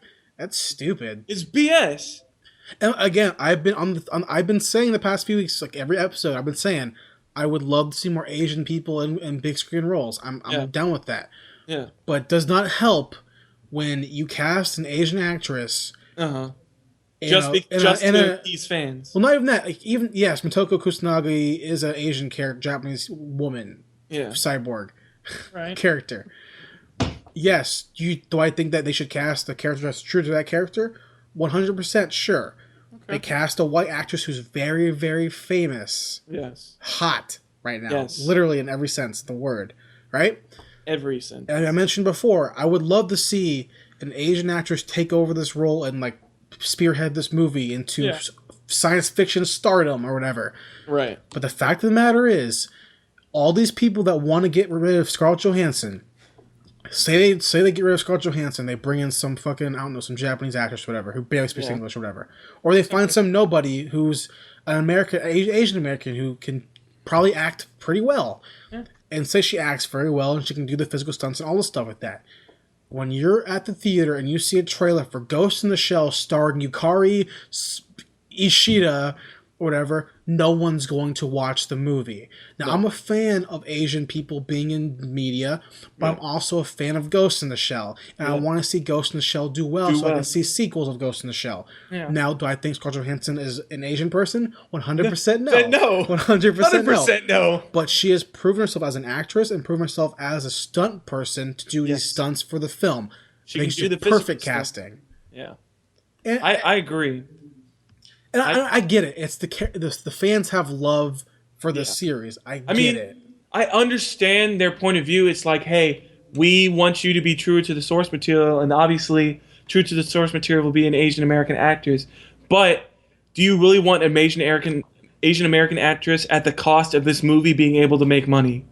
That's the thing, though. It's not going to make any money if it's an unknown actress. It's really not. Which brings back to the whole point, and people will be like, well, Jason, no, well, Zach, if you cast an Asian American actress like Jason you've been saying for so long now, then maybe they'll help propel the Asian American actors and actresses into the bigger screen. Possible. I get that point. I guarantee will not happen. No. It has to happen in a different, not a big, huge budget science fiction genre film. Yeah. It's not going to happen. Mm-hmm. You put the Asian Americans in the Oscar pools, in the Birdman type of movies, in the Theory of Everything type of movies. Yeah. That's where you get recognition. That's where you'll break into the industry, not a genre film. Mila Jovovich has been in a billion genre films.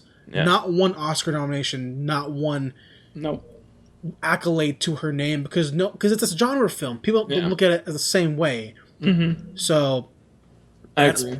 I get the point of view. I would love to. I mean, if we had already established an Asian American actress that can play this character, cool, let's do it. But we don't have that. No. And we probably have a bunch of indie ones that can probably do it. We have that Kimiko, the treasure hunter actress who's in Brothers Bloom as well. She can maybe do it. But the problem is that... You got the actress from Pacific Rim who might be able to do it. But I mean, she was... Same actress, I believe. Oh, is it? Oh, okay. We only have like 3 actresses we can pick from. And I get what I'm saying sounds kind of like, what's the word? Like contradicting. I understand that. But as much as I am a fan of seeing my people on screen and making more people for my people to look at and idolize and like look at as heroes, because we don't have the Indiana Jones Asian guy. We don't have that. The Han Solos. You don't have the Han Solos. But I think that the storytelling has to come first. Yeah. And unless we can find an actress who can perform as well as Scarlett Johansson can, which I'm sure there's someone out there, until we can find that person and like screen test them and make it work out, Scarlett Johansson is the best option. Yeah, I agree. That's coming from an Asian American. Just cut it. Done deal. Cut it. All right. Okay. Well, that's all the news I have. Except that Wonder Woman begins filming in the fall of 2015. Gal Gadot. Perfect. Starting filming. Let's go ahead, Zach, and talk about the Oscars, which happened on Sunday. Yes, they did, and I did not watch them. Didn't watch it either because I had to work Sunday.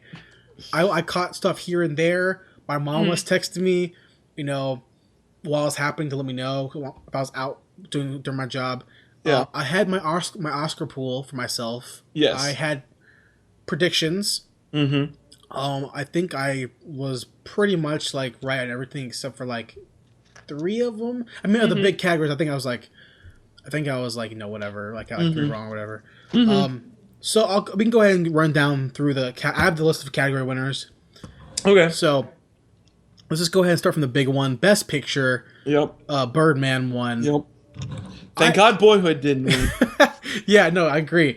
Birdman definitely deserves it. Yeah. I could see why. And he's definitely a big Theory of Everything. people were saying could come back and possibly sneak a win in for Best Picture. I was pretty much confident Birdman was going to win, or Boyhood was one of those two. Always the toss up.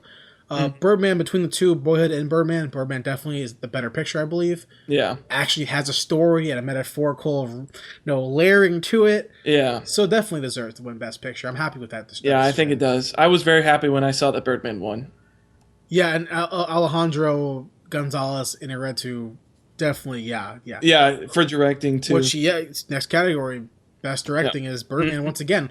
Which, if you even debated that directing, you full of shit. Because that movie, Birdman, was the best directed film of the year.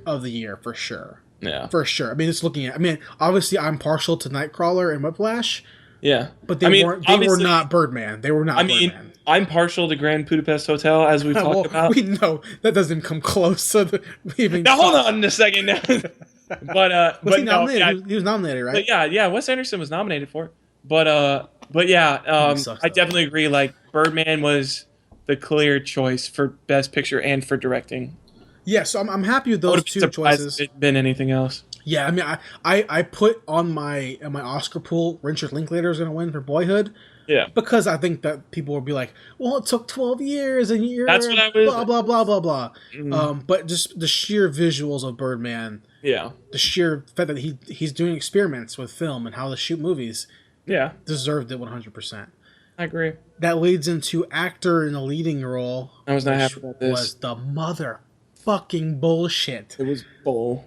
Eddie Redmayne won for Theory of Everything. I don't think he deserved the win. Zach, I agree. Theory of Everything is not a bad movie. He performed extremely well. Deserved the Oscar nom. I totally understand that. Deserved to win over Michael Keaton? No. Get the fuck out of here. I think it was the fact that the Academy did not want to give it to him because they gave the directing and Best Picture to Birdman. So they didn't want to give all the awards to Birdman.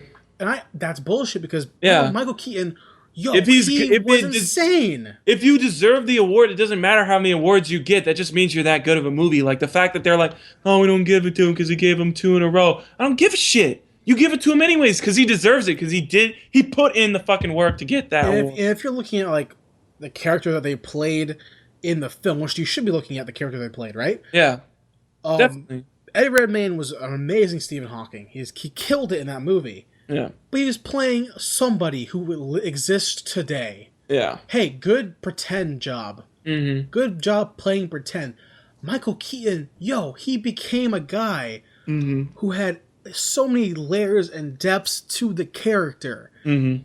And nailed it, he performed so extremely well, and to me that was a huge snub. That was a snub all the way. Now, do I believe so? Do I think that Bradley Cooper should have won? Fuck the fuck no. He should have won. I heard Steve Carell actually did pretty well though in Foxcatcher. He was amazing in Foxcatcher. Don't think he should have won the award for anything. Yeah. So Eddie Redmayne, to me, that was a huge mistake in my opinion. I believe so. I read that and I was like, that can't be right. But it leads into actress in a leading role, which is also what I think is bullshit. Oh, I love this. You do? I love this. Okay. I believe. Dude, I've never even heard of this movie. So Alice? Still Alice. Julianne Moore is an amazing actress, man. She kills it in every movie. Children of Men killed it. Every movie she's in, she kills it. Julianne Moore has 0 Oscars, but nominated for a bunch of Oscars. She totally deserved it for this movie. She was insanely well. Okay. Nailed it. Okay. But I thought Rosamund Pike. I mean, I think Rosamund Pike was amazing as well. Yeah. She definitely deserved a nomination. Yeah. But I don't think she was. Between Julianne Moore and Rosamund Pike, it was clear cut. It was going to go to Julianne Moore. Now, do I think that Rosamund Pike did a bad job? Definitely not. No, I think Gone Girl should have been at least up there for Best Picture and Best Score. Yeah. For sure. And, I'm pretty sure. Up there for Best Picture. What is up with that? No, there wasn't Best Picture or Best Score, which is bullshit. It should have been. But between Julianne Moore, I think, Rosamund Pike was amazing, but Julianne Moore was insane. Yeah. Okay. Which leads to the next category, which was, to me, a lock. And to most people, is a lock category. Actor in supporting role. J.K. Simmons for Whiplash. Yep. Everyone knew he was going to win. He stood no chance of losing. Yeah. You know, which again, Whiplash, I think, did pretty well at the Academy. J.K. Simmons deserves this award, man. Yeah. Absolutely nails it as Fletcher in the movie. I bought Whiplash today, because it came out today. I bought it. Oh, okay. I have 2 posters of Whiplash in my room. Like, I love this movie. It's so good. Totally deserves it. I'm not sure how you feel about it, but... I mean, to be honest, I haven't got a chance to watch it yet. You need to watch it. I know. I'm probably going to try to watch it this week. It's so amazing. Yeah. But, yeah, I definitely... From what you've been saying about it, I definitely feel like he deserved the award. And even from the trailers, that I saw, like, the amount of intensity that they were able to show in, like, those 2 to 3 second snippets was, like, that was... He definitely, went into that. Once you watch the movie, you will see why he deserved to win and why he won. Because it's, like... One of my favorite performances of the year is J.K. Simmons. Just flat out. I mean, not Jake Gyllenhaal, Nightcrawler for number 1. Because I'm partial to Nightcrawler. Right. But yeah, fantastic movie, fantastic performance from him and Miles Teller as well. Which leads into the next category, actress in supporting, which I knew Patricia Arquette was gonna win. I'm not happy about because I think she is so fucking boring. What other movies has she been in? Shitty ones. In my opinion. So Patricia Arquette won for Boyhood. And then they had to give it something, right? They had to throw it a bone, I guess. Yeah, and then they gave her. She had some big speech about, like, women rights or whatever, which is fine. Which is perfectly fine. Whatever. Yeah. Push your agenda at a movie. Fucking. Yeah, at a movie event. A movie event. Whatever. Fine. Yeah. I think she's so boring. I think she's a very bland actress, in my opinion. I agree. I guess I don't know if she deserved to win. I don't fucking know. Whatever. That leads into the animated category. Yes. Which went to Big Hero 6, which I did not expect. I expected How to Train Your Dragon 2. Yeah, so I think a lot of people expected that. How to Train Your Dragon 2 was picking up awards at all the other festivals or whatever and awards. So I imagine it was going to come in here and win as well. Yeah. So Big Hero 6 to come in and kind of steal it was very surprising for me personally. Yeah, very surprising. I mean, not to say it was a bad movie. I loved Big Hero 6. I thought it was a great movie. So that was really weird. Yeah. Cinematography went to Birdman, which fucking of course. Yeah, Birdman freaking cleaned up at these. Except for best actor. Did you see the picture of Alejandro getting his Oscars engraved? He's sitting there with, like, the 4 of them, like, at the engraving, getting all 4 engraved. It's fucking funny. Costume design. Grand Budapest Hotel. Piece of shit movie. Go. No, I get it. It deserved. No, those definitely costumes. deserved. Those costumes were very, very good, and they fit the aura, the atmosphere. Yeah, totally deserved it. I get that. Film editing went to my man Whiplash. Yes. Yeah. Yeah, it deserved editing. Yeah. I was gonna say editing either should have went to Birdman, because I mean that's editing, or Whiplash for sure. So those were the big winners to me. Those are the big categories. Anything really stand out to you, Zach, besides Eddie Redmayne? Let's see. The one thing I think. Wait a second. Was that not even? Oh wait, adapted. No, I mean everything else was pretty clear cut for the most part. Interstellar picking up visual effects. We knew it though. We knew it. Yeah, I mean, that was pretty much in the bag compared to everything else on that list. I mean, that was pretty much, we knew that one was going to win. The once you saw that picture of, like, them making the black hole. Oh, yeah. Like, you know he's going to win. Like, you know. Yeah. Like, you know it's going to win Best Special Effects, so. Yeah. You got adapted screenplay with, oh, wait a second. Inherent Vice didn't win that? Oh, yeah, didn't. Oh, that's a snub. Who won again? Who won that screenplay? That Imitation crappy Game, right? Benedict Cumberbatch piece of shit. Imitation Game, yeah. Yeah, the guy was, like, giving his, like, gay rights speech about how he almost killed himself or something like that. Why is everybody pushing their agendas on awards? Because it's your podium to speak, I guess. I don't know. I think that, again, in that category, I really think that Inherent Vice. I was with you. I think should have won. PTA should have won. But I mean, yeah, totally. But whatever, it's whatever. It's whatever. Yeah. Whiplash should have won too. Whiplash should have won that as well. Give out 2 Oscars. Hold on. Nightcrawler should have won for best. Shit! Best original screenplay. Yeah, best original. That was the only thing it got nominated for. What did it win? Who won original screenplay? Birdman. Fuck that. 100%. I'm on board. I'm on board with that one because Birdman was written by like 60 people or some shit. Yeah, it was written by like 4 people. Nightcrawler was written by one motherfucking dude. And it was the dude who directed it. And the guy who directed it, and his wife starred in it. Yeah. No.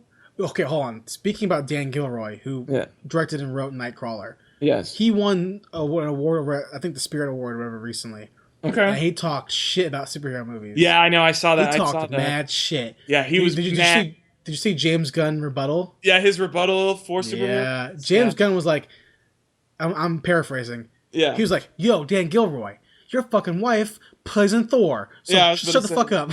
Yeah, and he was like, well, that, and it's like, not only that, but it's like he's directing a Stan Lee, like, comic book movie, like, in the near future. In the future, yeah. So it's like, why are you talking shit when you're going to be, like, doing one anyways? Like, that doesn't make any sense. Yeah, I love Nightcrawler so much. Yeah. But, yo.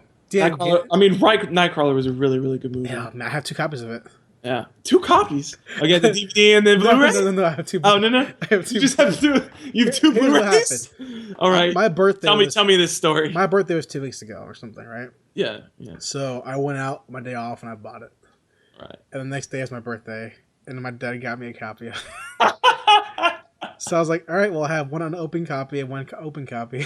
Oh, dude, that's pretty cool. So I was like, in case one fucks up, I have another one. Well, years down the road, because obviously Nightcrawler will be revered as one of the best neo-noirs for a long time. Well, you can sell that for mad cash. Let's be real, Zach. It's going to be honored as one of the best movies ever made.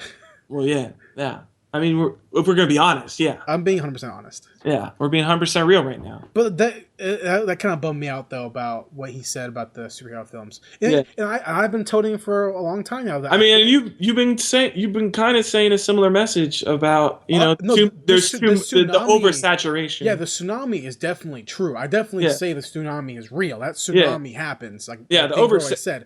But he said pretty much that that they persevered and like they're true artists or whatever, like some bullshit, acting like Joss Whedon doesn't love the Marvel characters. Yeah, that I never have once said that I don't think that Zack Snyder loves Batman, Superman. I've never said. Yeah, I was about to say he loves if they're in this because they love the source material. Like that's what they're there for. Yeah, I'm saying is 100% a fact that we are being oversaturated with superhero films. Yes, and content. That's a fact. I mean, just look at the calendar list of the movies that are coming out in the next 4 years. There's like over 40 movies. But I'm not saying that Bryan Singer doesn't love X-Men. I'm not saying that.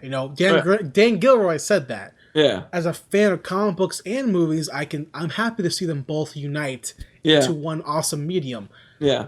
The comic book movie I want to see is Invincible.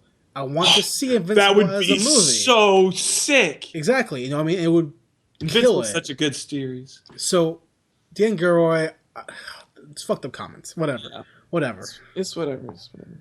So that leads into our next segment of the show about what is out this week in theaters.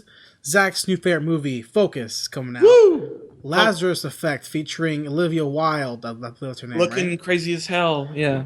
Maps to the Stars, 71. The Salvation with Mads McKinnon. Oh, that's coming Hannibal. out. Yeah, the cowboy movie. And then Everly, which features Salma Hayek, looking extremely not 45 or however old she is. On Blu-ray, Big Hero 6, Horrible Bosses 2, and Whiplash. Which leads us into our final discussion of the show. Yes. I mentioned it earlier in the entrance of the episode, the rom-com Celeste and Jesse Forever, which was picked by you, Zach. It was picked by me, and my opening statement for this movie, it was a lot better than I thought it was going to be. Yeah, 100% agree. It was a lot. I went into this and I was like, you know why I thought of this movie, right? No, why? It was directed by the guy who's doing the new Blake Lively movie. Oh, Age of Adelaide. The Age of Adelaide. This is the same. Age of Adelaide. It's the same director. Oh, okay. Okay. So this is one of his first movies. And Adelaide looks really good. Yeah, and I was like, and after watching this movie, I am so excited for Age of Adeline. Like, if he brings that kind of storytelling to Age of Adeline, this movie's going to be pretty sick. Yeah, I'm definitely. I mean, I didn't know that was the same guy. I didn't research that far back into it or see his upcoming work. Yeah, but yeah. I mean, when you told me about this movie, I was kind of like hesitant because you told me it was Adam Samberg. I was about to say, excuse me, Andy Samberg. I said Adam. Yeah. Andy Samberg and Rashida Jones. Yeah, I was like, these are like comedian people who are on like TV. Mm-hmm. I know Andy Samberg did Hot Rod or something like that a while back. He did That's My Boy with Adam Sandler, which did he? I didn't know that. Yeah, that's a piece of crap movie. But this movie came out in 2012, directed by Lee Toland Krieger. Yes. It's written by Rashida Jones and Will McCormick. Budget was $840,000. It made at the box office $3 million. That's pretty good return. Insane return. That's a pretty good return. And I'm gonna open this up as well before we get really into is that this movie, I was not expecting to enjoy it. I wasn't either. I mean, honestly, when I first looked at it, I was like, I didn't know what to expect. Oh, yeah. Because I read the synopsis and I was like, this could either be really, really good or really, really, really bad. And I saw Andy Samberg and I was like, this is probably going to be really, really bad. Oh, yeah. I was right there with you, man. I'm right there with you. Because I don't know that much about Rashida Jones. So I don't know. Parks and Rec. Oh, Parks and Rec? Parks and Rec, yeah. But, I mean, like, I know Andy Samberg from SNL, Lonely Island of fame from Lonely Island. Lonely Island. Dick in the Box. Yeah. All that stuff. Yeah, Justin Timberlake, all that stuff. So, I mean, I know he's funny, but this didn't seem like it was going to be like a really funny movie. And it's really not. Like, it's a much more serious movie than I thought it was going to be. Oh, yeah, 100%.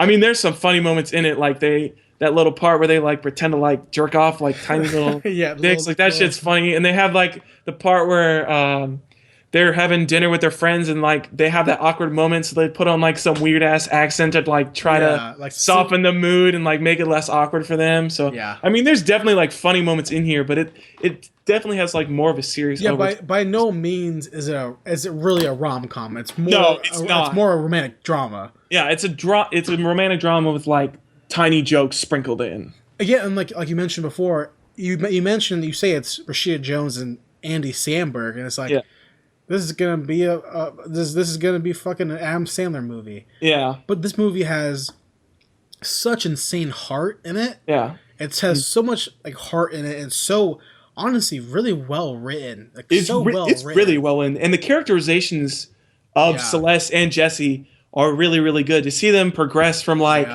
being like friends who are like friends all their lives, and then they got married, and then their marriage fell apart. They ended up trying to get a divorce, separated, but they still kind of live together and they still hang out all the time. So it's like separated, but not really. And then like they try to get back together, and she was like, "Nah, I don't. I was just trying to get my sex on or whatever." Yeah. And he's like, well, "Fuck this shit. Like I wasn't ready. I was trying to get back together." You were trying to get back together with me. Yeah, and he storms out, and then he goes back to this chick who he banged earlier, and now he's having a kid with her. He's like trying to change his whole life now, and he becomes a vegan and all this stuff. And I'll get into the technical stuff later, but like when it comes to the actual character and the actual writing, whatever. Yeah. I can say without a shadow of a doubt, have never seen a rom-com like this movie before. I can't even think of them. Because it's a romance drama comedy that hits so hard. It's a rom dramedy.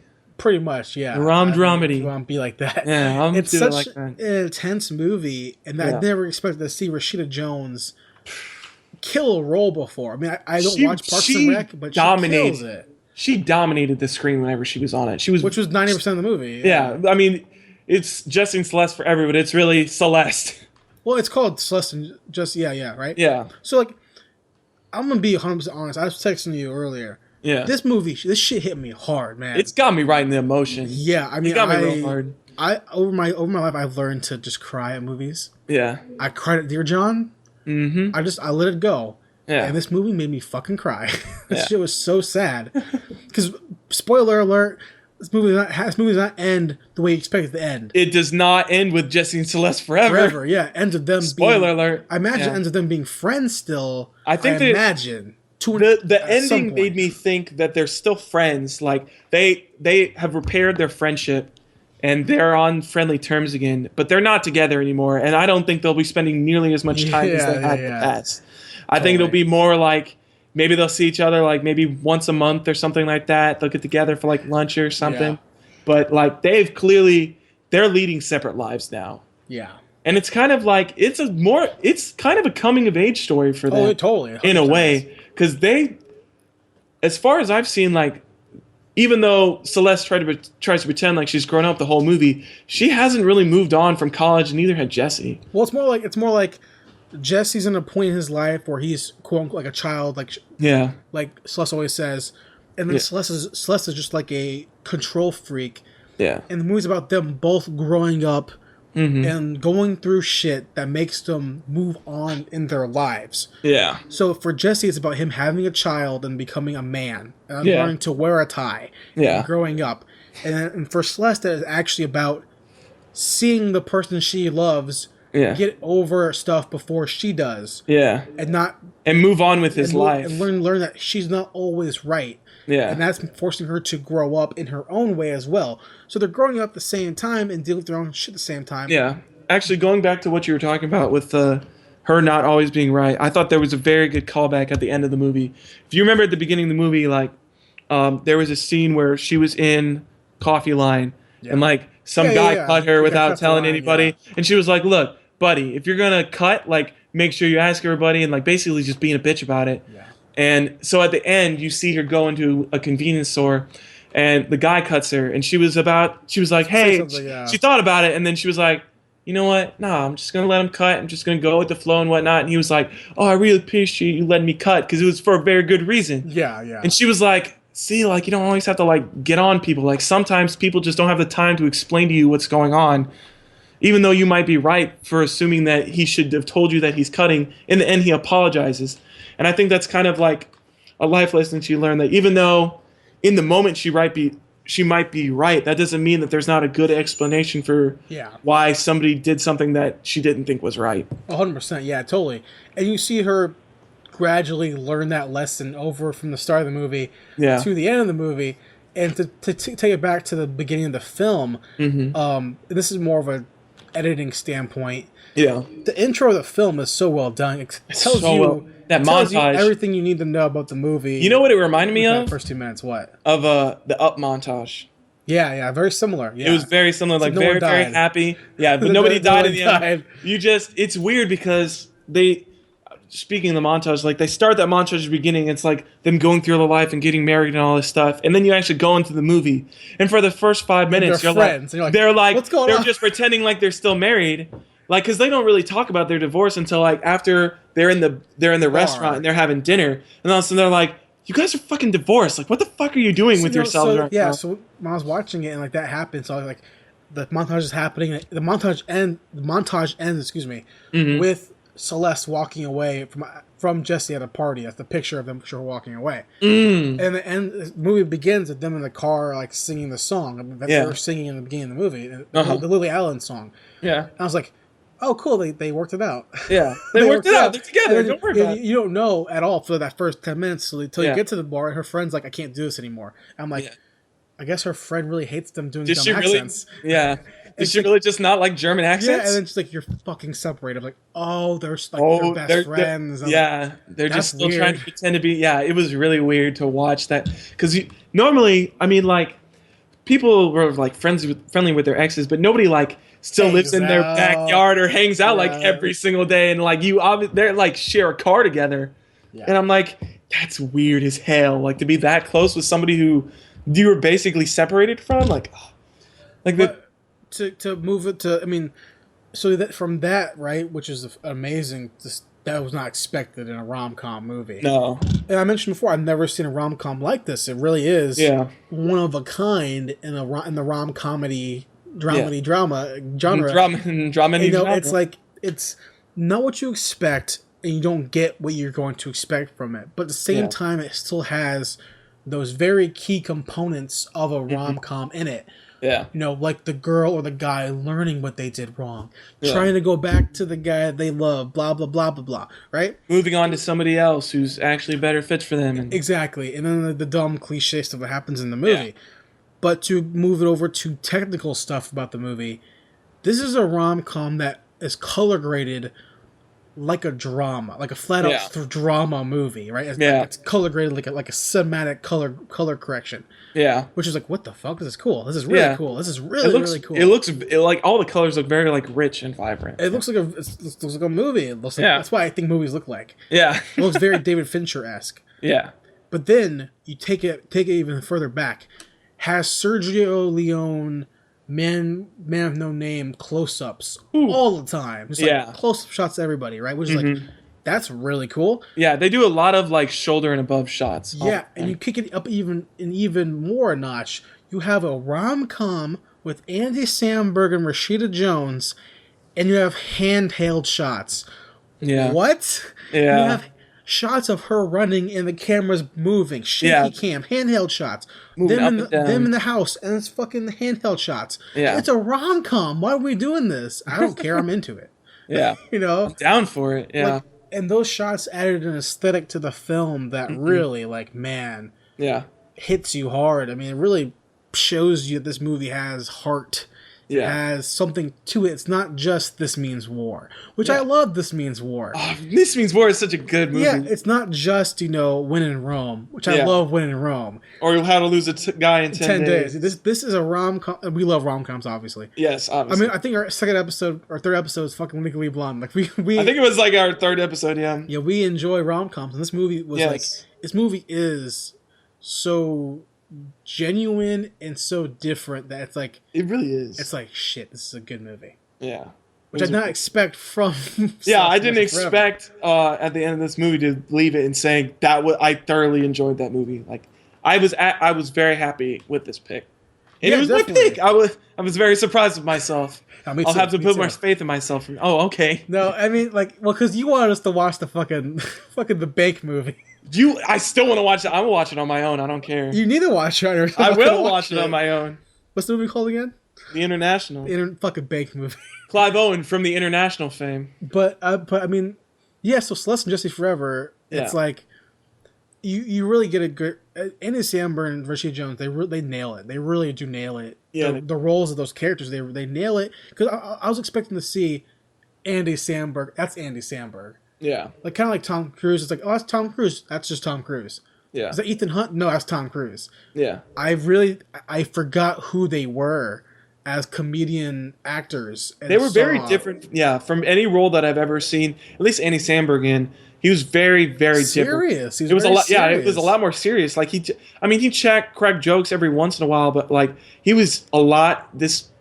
He kept with the tone of the movie. Like it was very, very serious with like short moments of comedy, but those were definitely like just laced in there a little bit. They were not the centerpiece. They were not the centerpiece. Well, it's definitely you had moments where like he would step back and be this dramatic actor. Yeah. Right, and then of course you'd have Andy Samberg shine in. Mm-hmm. Same thing with Rashida Jones. It would be like Rashida Jones and very serious, and then you would come in the comedy stuff with that, which is great. It shows how the duality that they can portray, which makes me believe that comedians should be the best actors. It makes me feel like Robin Williams is a good example. Robin Williams, comedian, God, Robin Williams is so good, especially in his dramatic stuff. Insomnia, Insomnia, he was so good in that movie. Fucking every other movie he's been dramatic. Even my favorite Robin Williams movie is Death to Smoochie. And he kills it. Photo. What's it called? That album. 8 Hour Photo. Whatever. The one where he's the stalker creepy dude. Guy. Yeah. Yeah. Creepy stalker. Yeah. God. Comedians can do these roles really well. I'd never. When they get into dramedy. Yeah. Not dramedy. Drama. They usually they kill it. I mean, this is a tangent off of, but this is the same thing. Have you ever seen Adam Sandler do like serious roles? I don't think I've ever seen him do a serious role. He's like, that dude can fucking act, man. Yeah. There's a movie, I forgot what it's called. I completely forgot what it's called, so forgive me. Mm-hmm. It's him and Don Cheadle. Right? It came out like a few years ago, I think. Okay. It's about their college roommates, right? And then 9/11 happens. Okay. And then Adam Sandler's family gets killed in the accident, in the terrorist attack. and they re-meet afterwards, like 10 years later or whatever, like out of nowhere. And it's Don Cheadle, Adam Sandler, and Adam Sandler's life is just gone to shit. Is it Rain Over Me? Rain Over Me, yeah. Okay. It's about like he has like PTSD, whatever. He's like his life is going nowhere. It's about them like working, being friends again, right? And it's like Adam Sandler can fucking act when he wants to act. When he wants to. When he's not doing Grown Ups 2. Yeah. He can fucking act. Drac and Jill. Yeah, he can act. That dude has skills. Yeah. And as well as in Celeste Jesse Forever, Rashida Jones can fucking act. She can act her ass off. I mean, she was the star of the movie. It could have been called Celeste Deals with Her Shit. Yeah, because Celeste deals with breaking up with her boyfriend. It really is. It's about her breaking up with Jesse, her wanting to separate, but then her realizing that she took him for granted. Yeah, seeing him move on before she does, and she's like, "That's not right. That's not right. You shouldn't be happier than me." Yeah, at least not first. Yeah, like I definitely should have my life together before you have yours. Exactly, because she has the job and she has all this stuff. Because she's always right. Exactly, she's always right. So the movie does show like really like shows humanity in a really interesting way. It shows relationships in a really, really good way that you don't see in rom-coms nowadays or dramas nowadays. You know, you kind of get like the cookie cutter movie, but this one has, I've said it already, it has an insane amount of heart in it. That's just like, it's like, damn, that's really it's well tuned, well written, well acted. Every part of this movie is well done, and the comedy bits are really, it's like really, they're really funny comedy bits, you know. Yeah. Oh man, I fucking the part, and Emma Roberts is in it too. Emma Roberts is great in the movie. Oh yeah, and actually a funny little side cameo is Chris D'Elia is in this movie. Where's Chris D'Elia at? He was at the Halloween party. He was the Snow White person who was talking to Rashida Jones. You didn't see that? I don't think I saw that. Yeah, that was Chris D'Elia. Chris D'Elia was in there. Chris D'Elia is fucking amazing. Dude, Chris D'Elia, he was funny as shit. I'm excited to see Chris D'Elia do some serious roles, man. He should be getting a serious role. Totally. Yeah, but dude, this movie was so good. It is so good. Yeah. But I can't watch it again. I don't think I'd be able to watch it again. It hits me too hard. Like this thing pulls your tears, man. Like pulls them out straight out of your eyeball. eyes. Like because they get together and like you're like they're gonna get together again. Yeah. And like Jesse's like, I'm gonna get it. Sweet. Yeah. No, it's not gonna happen. You bitch. I hate you, Rashida Jones. I hate you, Celeste. You. And then like it's like because the movie really is about Celeste. It's not about Jesse really. Yeah, it's really not. And it's just like, oh man, it's so good. It's just so good. What was it? The part where they were thinking together. He gets out of first of all, he got out of a Biz Markie concert. Great concert. Right? Yeah. You got what I need. That's good. Uh-huh. It's good stuff. But he gets a call. He's like, yeah. What? Oh yeah, I'll be over there. He's like, are you seriously going over to her right now? Oh, yeah. She needs her IKEA cupboard fixed. So obviously we're gonna bang.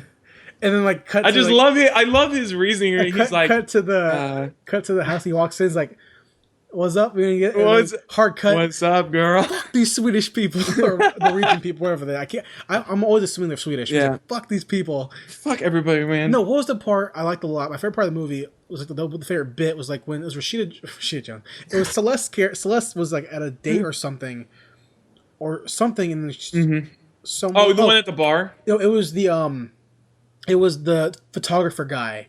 Yeah. When she's like talking to the guy and like he said something really funny. Oh god. What was that? I forgot what he said though. Oh shit. Oh, the one about yelling down to reserve isn't that part though, but I forgot what he said though. Something about his phone or something. I can't even remember. Oh, I fucking forgot. God damn it. Oh well. Oh. But there were some really good bits in that movie. Yeah. There was some pretty funny stuff in there, yeah. Especially that male model dude with the god awful guitar song. I'll call you when I finish the song. I love when at the end of the movie when she's walking with Emma Watson, his character is walking with Celeste, and you see him like rollerblade up with his hat with no shirt on, and he's rollerblading though. Like he's like rollerblading. Was he rollerblading? I'm pretty sure he's rollerblading, riding a bike. Maybe I'm pretty sure he's rollerblading. He has a guitar with him. Hey, you never call me back. Oh, hey, did you meet so and so? You met her? I'm a big she fan. likes you. Yeah, I also love too. Emma Roberts was a really good like dumb pop star character in this movie. Oh my god! When the part it was weird because she wasn't really dumb. No, she's kind of like she thought she was dumb. Ditzy. Yeah, she was just teeny, and like she kind of put on an act, but like she was actually like really smart. Or she like knew stuff. Like like the scene when like she comes over after her phone is like on while she's like talking shit about Riley, I believe that's her name. Yeah. And she's like, oh, I'm so sorry. She's like, listen, my boyfriend cheated on me. Yeah. I'm gonna be alone forever, just like you. And it's like she's like, okay, we don't have to go there. I think you took it a little bit too far right there. And then when she was like, no, does it get this hard even when you're old? And it's like so many like small pokes at like Rashida Jones. Rashida Jones' character, Celeste is like, oh, come on now. Just come on. Like, he's like, no, I'm not really that old. Like, come on. While I'm down and shit. It's it's so many good. It's so well written. You can tell Rashida Jones and Will McCormick really put a lot of heart and effort into writing a really finely written movie that isn't just about the two fall, because spoiler, it ends that they don't get together. It ends with them breaking up, and then and then Celeste goes back to that Paul. His name is Paul. Paul. You go back to Paul. Not back to Paul, but she goes with Paul. Well, yeah, she's like, Paul, I'm ready to start. I'm ready to try dating. Yeah, and then I'm ready to start over. Jesse has his baby with Veronica, who's the Belgium girl he banged out 3 months prior. The simple but elegant. What does that mean? Simple. Veronica. I mean she's stupid. That means she's stupid. I mean she's stupid. That means she's stupid. Did you just run here? How, was that 12 miles? 13.6. 13.6 actually. Yeah, so it's like there's a lot of. I would like to say it bounces out between the comedy and the drama, but it really doesn't. It's a lot more comedy. It's a lot more drama than comedy. Yeah, but I mean, it's really well written romance, man, and it's hard to do. Yeah, to be inventive, to be different, to have I feel like this was like I hadn't, at least it was original to me. Like I haven't heard of a story like this in like a really, if ever, it had been a long time. Like this is a very unique story. Yeah, the last rom-com dramedy that I saw that really kind of like put me like, oh wow, this can be a genre that that's really different was Days of Summer, 500 Days of Summer. Oh, the Joseph Gordon-Levitt and Zoe Deschanel. Yeah. Spoiler, that movie as well. They don't get together at the end. Like she gets married to someone else and he moves on. And that movie was like the last well-written rom-com that I saw that was like really different. And this movie, the same way. It's just like damn, so good. And this proves that rom-coms can be amazing films. Yeah. Not just cliches and not just like here's Gerard Butler in an air blimp or whatever in an air balloon. Like you could do something with it. You can really do something with it. And I agree. You guys need to watch this movie. If all of our fans out there, because we appreciate you. Yeah, you guys need to watch it at least once. You should watch Celeste and Jesse Forever at least once. At least once. It'll knock you on your ass and make you realize that it will. If you're not crying by the end of it, you have no soul.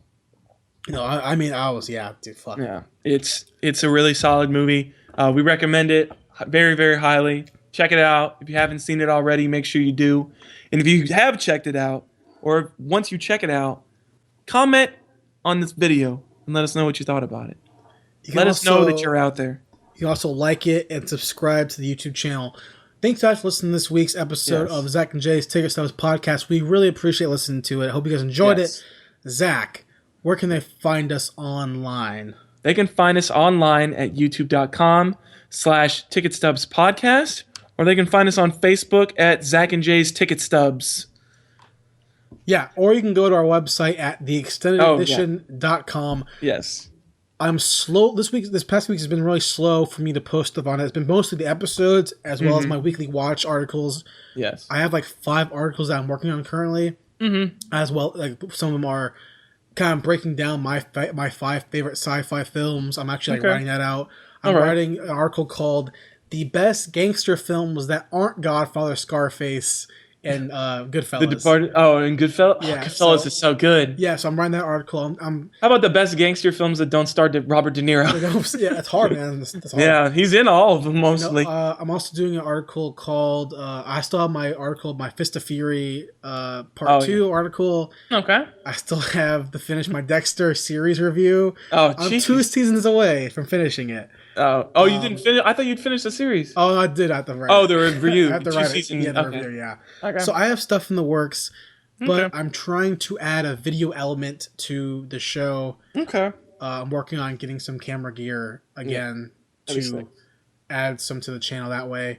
So make sure you guys check out theextendededition.com, bookmark it, favorite it, like it, check it out.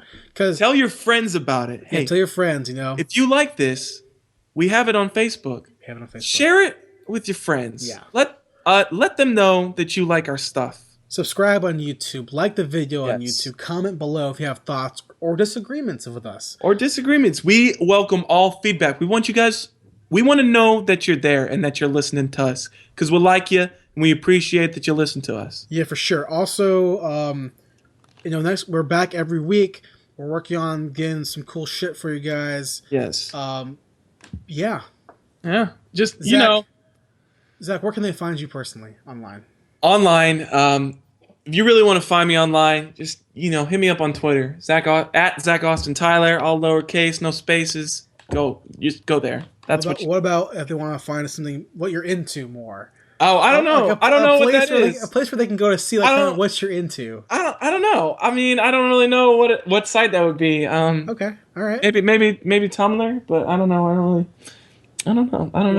Okay, well, you can find me on Twitter at SuperUltraJ, Jayy, or on Tumblr at NoCountryForOldDongs.tumblr.com.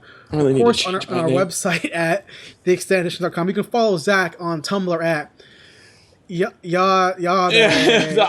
I'm about to change it right now because I'm so sick of this already. You can find Zach on Tumblr at Yere-bruh.